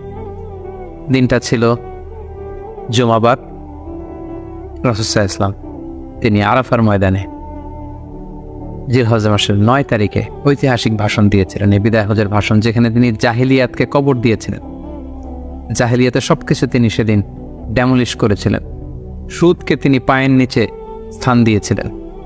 এবং সেখানে তিনি মানবতার কথা বলেছেন, উইমেন রাইটসের কথা বলেছেন, নারী অধিকারের কথা, শ্রমিকদেরকে নিয়ে তিনি সেদিন কথা বলেছেন। সেখানে ভ্রাতৃত্বের কথা তিনি বলেছেন। সেখানে শিরকের বিরুদ্ধে তিনি আওয়াজ তুলেছেন। সেই ঐতিহাসিক বিদায় হজের ভাষণে তিনি মানুষদেরকে কল্যাণের পথে আহ্বান করেছেন। এবং তিনি বলেছেন আমিরের আনুগত্যের কথা। এভাবে তিনি সেই ঐতিহাসিক ভাষণটি দিয়েছেন। এবং সবশেষে তিনি বলেছিলেন যে তোমাদের মাঝে আমি 2টি জিনিস রেখে গেলাম। ইঙ্গিত দিচ্ছিলেন যে আমার সময় শেষ হয়ে এসেছে। তোমাদের মাঝে 2টি জিনিস, I have left behind 2 things to you, 2টা জিনিস রেখে গেলাম। এই 2টাকে তোমরা যদি আঁকড়ে ধরো তোমরা কখনো পথভ্রষ্ট হবে। একটা হচ্ছে কিতাবুল্লাহ, আল্লাহর কিতাব, আর আরেকটা হচ্ছে সুন্নাতা রাসূলিহি, রাসূলের সুন্নাত। এই 2টাকে যারা আঁকড়ে ধরবে তারা কখনো পথভ্রষ্ট হবে না। এবং সেদিন ইসলামকে পরিপূর্ণ করে দেয়া হলো। আয়াত নাজিল হলো, আল ইয়াউমা আকমালতু লাকুম দীনাকুম, ওয়া আতমামতু আলাইকুম নি'মাতি ওয়া রাদিতু লাকুমুল ইসলাম দীনা। হে নবী, আজকে তোমাদের জন্য দিনকে আমি পরিপূর্ণ করলাম, তোমার প্রতি আমার নেয়ামতের বাড়িধারাকে পরিপূর্ণ করলাম এবং ইসলামকে তোমাদের জন্য দিন হিসেবে দিয়ে আমি আল্লাহ সন্তুষ্ট হলাম। এটাই ছিল রাসূল সাল্লাল্লাহু আলাইহি ওয়াসাল্লামের সেই ঐতিহাসিক বিদায় হজের ভাষণ এবং সেটি ঘটেছিল 10ম হিজরিতে। হজ শেষ করে রাসূল সাল্লাল্লাহু আলাইহি ওয়াসাল্লাম মদিনাতে এসে তিনি রোমানদের বিরুদ্ধে যুদ্ধের জন্য রাসূল সাল্লাল্লাহু আলাইহি ওয়াসাল্লামের একজন প্রিয় সাহাবী ওসামা বিন যায়েদ রাদিয়াল্লাহু তাআলা আনহুকে নেতা করে পাঠিয়েছিলেন, কিন্তু তিনি যেতে পারেননি। মদিনা থেকে বের হওয়ার কিছুদিন পরই তিনি শুনতে পেলেন যে রাসূল সাল্লাল্লাহু আলাইহি ওয়াসাল্লাম অসুস্থ। 11 হিজরির কথা। রাসূল সাল্লাল্লাহু আলাইহি ওয়াসাল্লাম অত্যন্ত অসুস্থ হয়ে পড়লেন এবং সেই অসুস্থতা থেকে তিনি আর সুস্থ হয়ে উঠলেন না এবং সেই অসুস্থতার কারণে রাসূল সাল্লাল্লাহু আলাইহি ওয়াসাল্লাম ইন্তেকাল করলেন। হিজরি 11 সনে রবিউল আউয়াল মাসের 12 তারিখ সোমবার রাসূলুল্লাহ সাল্লাল্লাহু আলাইহি ওয়াসাল্লাম এই পৃথিবী থেকে বিদায় নিলেন এবং তিনি আম্মাজান আয়েশা রাদিয়াল্লাহু তাআলা আনহার কোলের মধ্যে মাথা রেখে আম্মাজান আয়েশা রাদিয়াল্লাহু তাআলা আনহার ঘরের ভেতরে তিনি ইন্তেকাল করেছিলেন। ইন্তেকালের আগে তিনি বারবার বেহুশ হয়ে যাচ্ছিলেন এবং পানি আনতে বলছিলেন। পানির মধ্যে হাত ঢুকিয়ে তিনি চেহারার মধ্যে পানি লাগাচ্ছিলেন আর বলছিলেন, ইন্না লিল মাউতি লা সাকারাত, হায়রে মৃত্যুর এতই যন্ত্রণা, মৃত্যুর এত কষ্ট। রাসূল সাল্লাল্লাহু আলাইহি ওয়াসাল্লাম আম্মাজান আয়েশা রাদিয়াল্লাহু তাআলা আনহার হাতে মেসওয়াক দেখে, তার শ্যালক যখন মেসওয়াক করছিল তিনি সেখানে ফেল করে তাকিয়েছিলেন। আম্মাজান আয়েশা বুঝতে পেরেছিলেন যে তিনি মেসওয়াক করবেন। তিনি নিজ হাতে মেসওয়াকটি নিয়ে চিবিয়ে নরম করে রাসূল সাল্লাল্লাহু আলাইহি ওয়াসাল্লামের মুখে দিয়েছিলেন। তিনি ইন্তেকালের আগে মেসওয়াক করেছিলেন এবং তিনি ইন্তেকালের আগে বলেছিলেন, আসসালাত আসসালাত, উম্মতেরা নামাজ নামাজ, নামাজকে তোমরা ভুলে যেও না। ওমা মালাকাত আইমানুকুম, এবং তোমাদের কর্মচারীদের প্রতি, শ্রমিকদের প্রতি তোমরা অবিচার করো না। এই কথাগুলো বলে তিনি সর্বশেষ যে বাক্যটি উচ্চারণ করেছিলেন সেটি হচ্ছে, মা আল্লাযীনা আনআমা আল্লাহু আলাইহিম মিনান নাবিয়্যিন ওয়াস-সিদ্দীকিন ওয়াশ-শুহাদা'i ওয়াস-সালিহিন, অর্থাৎ হে আল্লাহ, নবী, সিদ্দিক, শুহাদা, সালেহ তাদের সাথে যেন আমি থাকি। আল্লাহুম্মা ইলা রাফিকিল আ'লা, আমি আমার প্রিয়তম বন্ধু আল্লাহ তাআলার কাছে ফিরে যাই। এই কথা বলেই তিনি নিস্তব্ধ হয়ে গিয়েছেন এবং গোটা উম্মাকে দুঃখের সাগরে ভাসিয়ে খাতামুন নবিয়্যিন সাইয়্যিদুল মুরসালিন রাহমাতাল লিল আলামিন তিনি তার শেষ নিঃশ্বাস ত্যাগ করেন। এবং নবীরা যেখানে মারা যায় সেই জায়গাটি পবিত্র, নবীরা যেখানে ইন্তেকাল করেন সেখানেই তাদেরকে কবরস্থ করা হয়। রাসূল সাল্লাল্লাহু আলাইহি ওয়াসাল্লামকে আম্মাজান আয়েশা রাদিয়াল্লাহু তাআলা আনহার ঘরেই কবরস্থ করা হয়েছে এবং আজও মসজিদে নববীর পাশে সবুজ মিম্বারের নিচে পেয়ার নবী আল্লাহর হাবিব সাল্লাল্লাহু আলাইহি ওয়াসাল্লাম মুহাম্মদ রাসূলুল্লাহ সাল্লাল্লাহু আলাইহি সাল্লাম সেখানে শায়িত আছে। সম্মানিত সুধী, এ পর্যায়ে আমরা খুব সংক্ষিপ্ত পরিসরে রাসূল সাল্লাল্লাহু আলাইহি ওয়াসাল্লামের জীবনী থেকে আমরা কিছু লাইফ লেসন নিয়ে আসবো, আমরা কি শিখতে পারি রাসূল সাল্লাল্লাহু আলাইহি ওয়াসাল্লামের জীবনী থেকে। প্রথম যেই লেসনটা আমরা উল্লেখ করতে চাই সেটা হচ্ছে, রাসূল সাল্লাল্লাহু আলাইহি ওয়াসাল্লাম খুব বড় মনের মানসিকতার অধিকারী ছিলেন, বড় হৃদয়ের অধিকারী ছিলেন। তিনি সবার জন্য ছিলেন। He used to think beyond the narrow borders. তিনি বড় হৃদয়ের অধিকারী ছিলেন, কখনো ন্যারো মাইন্ডেড ছিলেন না। উনি সবাইকে অ্যাকোমোডেট করতে চাইতেন। এজন্য আল্লাহ তাআলা বলেছেন যে, ওমা আরসালনাকা ইল্লা রাহমাতাল লিল আলামিন, হে নবী, আপনাকে আমি গোটা বিশ্ববাসীর জন্য রহমত করে প্রেরণ করেছি। তিনি শুধু আমাদের জন্য রহমত নন, মুসলিমদের জন্য রহমত নন, শুধু মুসল্লিদের জন্য রহমত নন, তিনি আলামিন, বিশ্ববাসীর জন্য রহমত। He is for all and his teaching is for all.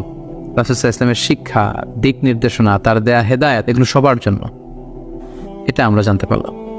দ্বিতীয় যে শিক্ষাটা আমরা পাই সেটা হচ্ছে, রাসূল সাল্লাল্লাহু আলাইহি ওয়াসাল্লাম সবসময় সংঘবদ্ধ জীবনযাপন করেছেন।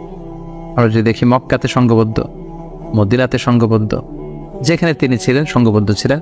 এবং আমরা যেন ইউনাইটেড থাকি, কোরআনের শিক্ষাটা তিনি বারবার বলেছেন, ওয়ালা তাফাররাকু, তোমরা বিচ্ছিন্ন হয় না, তোমরা আলাদা হয়ে জীবনযাপন করো না, বরং তোমরা সংঘবদ্ধ জীবনযাপন করো। রাসূল সাল্লাল্লাহু আলাইহি ওয়াসাল্লামের জীবনী থেকে আমরা এই শিক্ষাটাও পাই।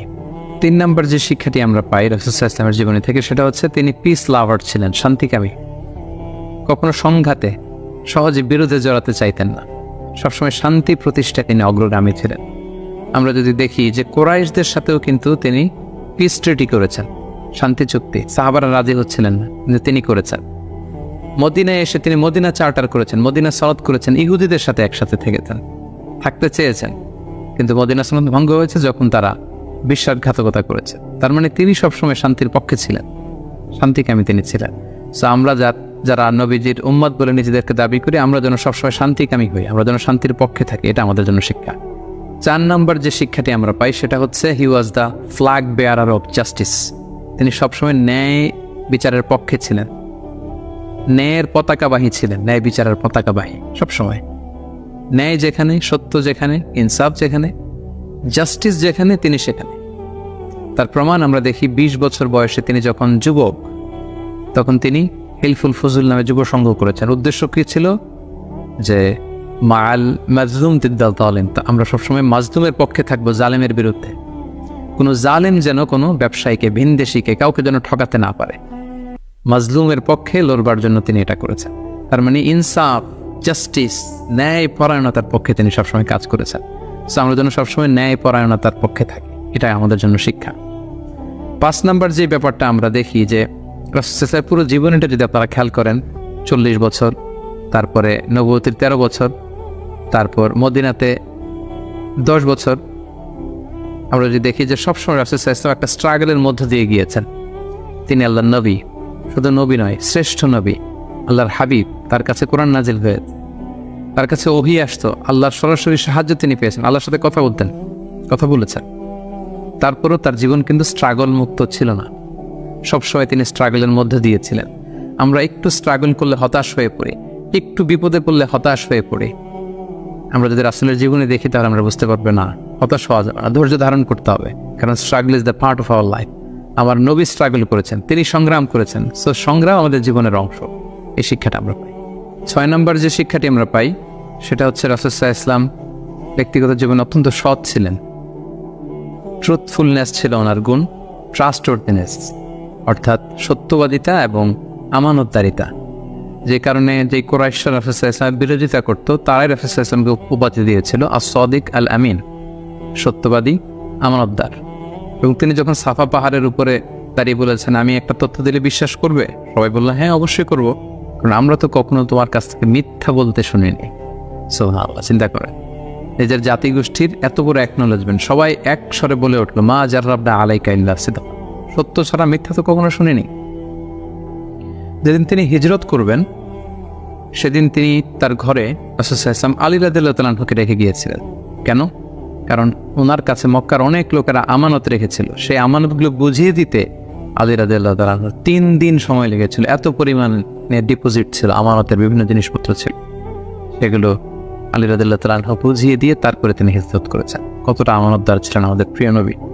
এবং ওনার এই ব্যবসায় আমানতদারিতায় মুগ্ধ হয়েই কিন্তু খাদিজা রাদিয়াল্লাহু তাআলা আনহা রাসূলুল্লাহ সাল্লাল্লাহু আলাইহি ওয়াসাল্লামকে বিয়ের প্রস্তাব দিয়েছিলেন। সো তার উম্মত হিসেবে আমাদের উচিত সত্যবাদী, সৎ এবং আমানতদার হওয়ার চেষ্টা করা। 7 নম্বর যে শিক্ষাটি আমরা রাসূলুল্লাহ সাল্লাল্লাহু আলাইহি ওয়াসাল্লামের জীবনী থেকে পাই সেটা হচ্ছে রাসূলুল্লাহ সাল্লাল্লাহু আলাইহি ওয়াসাল্লামের একটা ফ্রেন্ডলি ইন্টারাকশন ছিল তার ফলোয়ারদের সাথে, good interaction with the followers.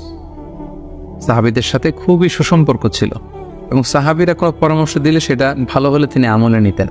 আমরা যদি বদরের যুদ্ধের ঘটনাটা একটু রিভাইজ করি, আমরা দেখব যে মুসলিমরা যে এক জায়গায় তাঁবু গাড়ল, তখন হাব্বাব ইবনুল মুনজির রাদিয়াল্লাহু তাআলা আনহু বললেন, ইয়া রাসূলুল্লাহ, এখানে যে তাঁবু গাড়লেন এটা কি ওয়াহি না আপনার ডিসিশন? রাসূলুল্লাহ সাল্লাল্লাহু আলাইহি ওয়াসাল্লাম বললেন যে না, আল্লাহ অর্ডার করেন, এটা আমার ডিসিশন।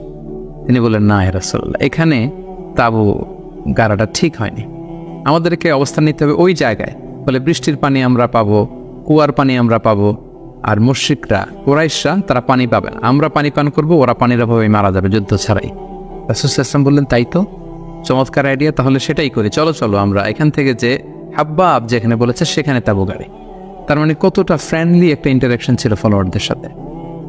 আমরা যদি খন্দকের ঘটনাটা দেখি, যে বিশাল যে পরীক্ষা খনন করা হলো, এটা কিন্তু সালমান আল ফারিসি রাদিয়াল্লাহু তাআলা আনহুর পরামর্শে তিনি করেছিলেন। আমাদের অনেক লিডারদের মধ্যে একটা বসি ভাব থাকে যে আমি সব জানি, আমার ফলোয়াররা কিছুই জানে না, আমার টিমের লোকেরা কিছুই জানে না। না, রাসূল সিস্টেম এটা করতেন না। কারোর কাছ থেকে কোনো ভালো কনসালটেশন, কোনো পরামর্শ আসলে পলিসি মেকিংয়ে তাদের কথাও তিনি রাখতেন। সুবহানাল্লাহ, এটা একটা গুড লিডারের বৈশিষ্ট্য। 8 নম্বর যে শিক্ষাটা আমরা পাই সেটা হচ্ছে রাসূল সাল্লাল্লাহু আলাইহি ওয়াসাল্লাম হেভিলি ফোকাসড ছিলেন তার মিশনে, এক্সট্রিমলি ফোকাসড রাসূল সাল্লাল্লাহু আলাইহি ওয়াসাল্লাম ছিলেন।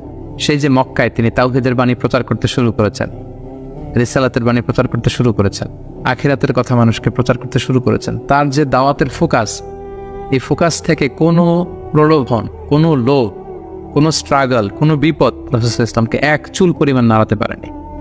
সো আমরা যদি জীবনে সফল হতে চাই, আমাদের ফোকাস ঠিক রাখতে হবে। ফোকাস থেকে আমরা নড়ে গেলে কিন্তু আমরা সফলতার দেখা পাবো না। 9 নম্বর যে শিক্ষাটা আমরা পাই, রাসূল সাল্লাল্লাহু আলাইহি ওয়াসাল্লামের কম্প্যাশনেট অ্যান্ড মার্সিফুল অ্যাটিটিউড। রাসূল সাল্লাল্লাহু আলাইহি ওয়াসাল্লামের দয়াদ্র মানসিকতায় অনেক শত্রু কিন্তু রাসূল সাল্লাল্লাহু আলাইহি ওয়াসাল্লামের বন্ধু হয়ে গিয়েছিল, ঈমান এনেছিল। আমরা দেখেছি মক্কা বিজয় যখন করেছিলেন, চাইলে পিষে মারতে পারতেন কুরাইশদেরকে, যারা বছরের পর বছর জন্মভূমি থেকে দূরে থাকতে বাধ্য করেছিল রাসূল সাল্লাল্লাহু আলাইহি ওয়াসাল্লামকে। রাসূল সাল্লাল্লাহু আলাইহি ওয়াসাল্লাম কি করলেন? বললেন যে না, লা তাসরিবা আলাইকুমুল ইয়াউম, কোনো প্রতিশোধ, হিংসা কিছু নেই, ক্ষমা করে দিলাম, যাও তোমরা স্বাধীন। এভাবে নানা ঘটনায় আমরা দেখেছি রাসূল সাল্লাল্লাহু আলাইহি ওয়াসাল্লাম তার অমীয় অনুপম চরিত্রের মাধ্যমে তিনি মানুষের মন জয় করেছেন। সো এই গুণাবলী যেন আমরা আমাদের মধ্যে ধারণ করবার চেষ্টা করি। সব শেষে আমরা যেই শিক্ষাটির কথা বলবো সেটা হচ্ছে succession management. A good leader produces good leaders. একজন ভালো নেতা শুধু ফলোয়ার তৈরি করে না, সে আরও নতুন নেতা তৈরি করে। রাসূল সাল্লাল্লাহু আলাইহি ওয়াসাল্লামের এই গুণাবলীটি কিন্তু ছিল। আমরা যদি দেখি রাসূল সাল্লাল্লাহু আলাইহি ওয়াসাল্লামের ইন্তেকালের পরে আমাদের লিডারশিপ নিয়ে কোনো ক্রাইসিস হয়নি, সেখানে দাঁড়িয়ে গিয়েছে আবু বকরকে আমরা রাদিয়াল্লাহু তাআলা আনহুকে আমরা আমাদের খলিফা বানিয়েছি। আবু বকর রাদিয়াল্লাহু তাআলা আনহুর ইন্তেকালের পরে ওমর ফারুক আমাদের খলিফা হয়েছে, তারপরে উসমান, তারপরে আলী রাদিয়াল্লাহু তাআলা আনহু। তার মানে রাসূল সাল্লাল্লাহু আলাইহি ওয়াসাল্লাম এদের কিন্তু সবসময় ডানে বায়ে সামনে পেছনে কাছে নানা কাজে এঙ্গেজ করে নতুন নেতৃত্ব, নিউ লিডারশিপ কিন্তু তিনি তৈরি করেছিলেন। ফলে এই সাকসেশন ম্যানেজমেন্টে কিন্তু রাসূল সাল্লাল্লাহু আলাইহি ওয়াসাল্লাম সাকসেসফুল ছিলেন। এবং এখান থেকে আমরা যারা লিডারশিপ কোয়ালিটি আমাদের আছে, আমরা যেন নতুন লিডার তৈরি করে যেতে পারি উম্মার জন্য, এই শিক্ষাটি কিন্তু আমরা পাই। সম্মানিত সুধী, রাসূল সাল্লাল্লাহু আলাইহি ওয়াসাল্লামের জীবনের প্রতিটি স্টেপে, প্রতিটি পদক্ষেপে, প্রতিটি ঘটনা থেকে অসংখ্য অসংখ্য শিক্ষা আমাদের জন্য রয়েছে এবং বের করা সম্ভব। কিন্তু আজকের এক পর্বে এই সবগুলো শিক্ষা বা লেসন নিয়ে বা টিচিং নিয়ে আমাদের পক্ষে আলোচনা করা সম্ভব না। আমরা প্রফিট সিরিজের সর্বশেষ পর্বে আমরা এতটুকুই বলতে চাই যে আমরা এক পর্বে খুব সংক্ষিপ্ত পরিসরে এখানে উল্লেখ করলাম। আমরা কেবলমাত্র রাসূল সাল্লাল্লাহু আলাইহি ওয়াসাল্লামের সিরার উপর 50 পর্ব কিংবা 100 পর্বের একটা ধারাবাহিক সিরিজ করার প্রত্যাশা রাখি। আল্লাহ তাআলা আমাদেরকে তৌফিক দান করুন। সম্মানিত সুধী, রাসূল সাল্লাল্লাহু আলাইহি ওয়াসাল্লামের ফলোয়ার বা উম্মাহ হিসেবে আমাদের উচিত রাসূল সাল্লাল্লাহু আলাইহি ওয়াসাল্লামের আদর্শকে আমাদের জীবনে বাস্তবায়ন করা, তার প্রতি ভালোবাসার সর্বোচ্চ নমুনা পেশ করা, তার সম্মান আমাদের সম্মান। তাকে যখন গালি দেওয়া হয়, তার বিরুদ্ধে যখন কটু কথা বলা হয়, আমরা যেন তখন এটার প্রতিবাদ করি লেখনের মাধ্যমে।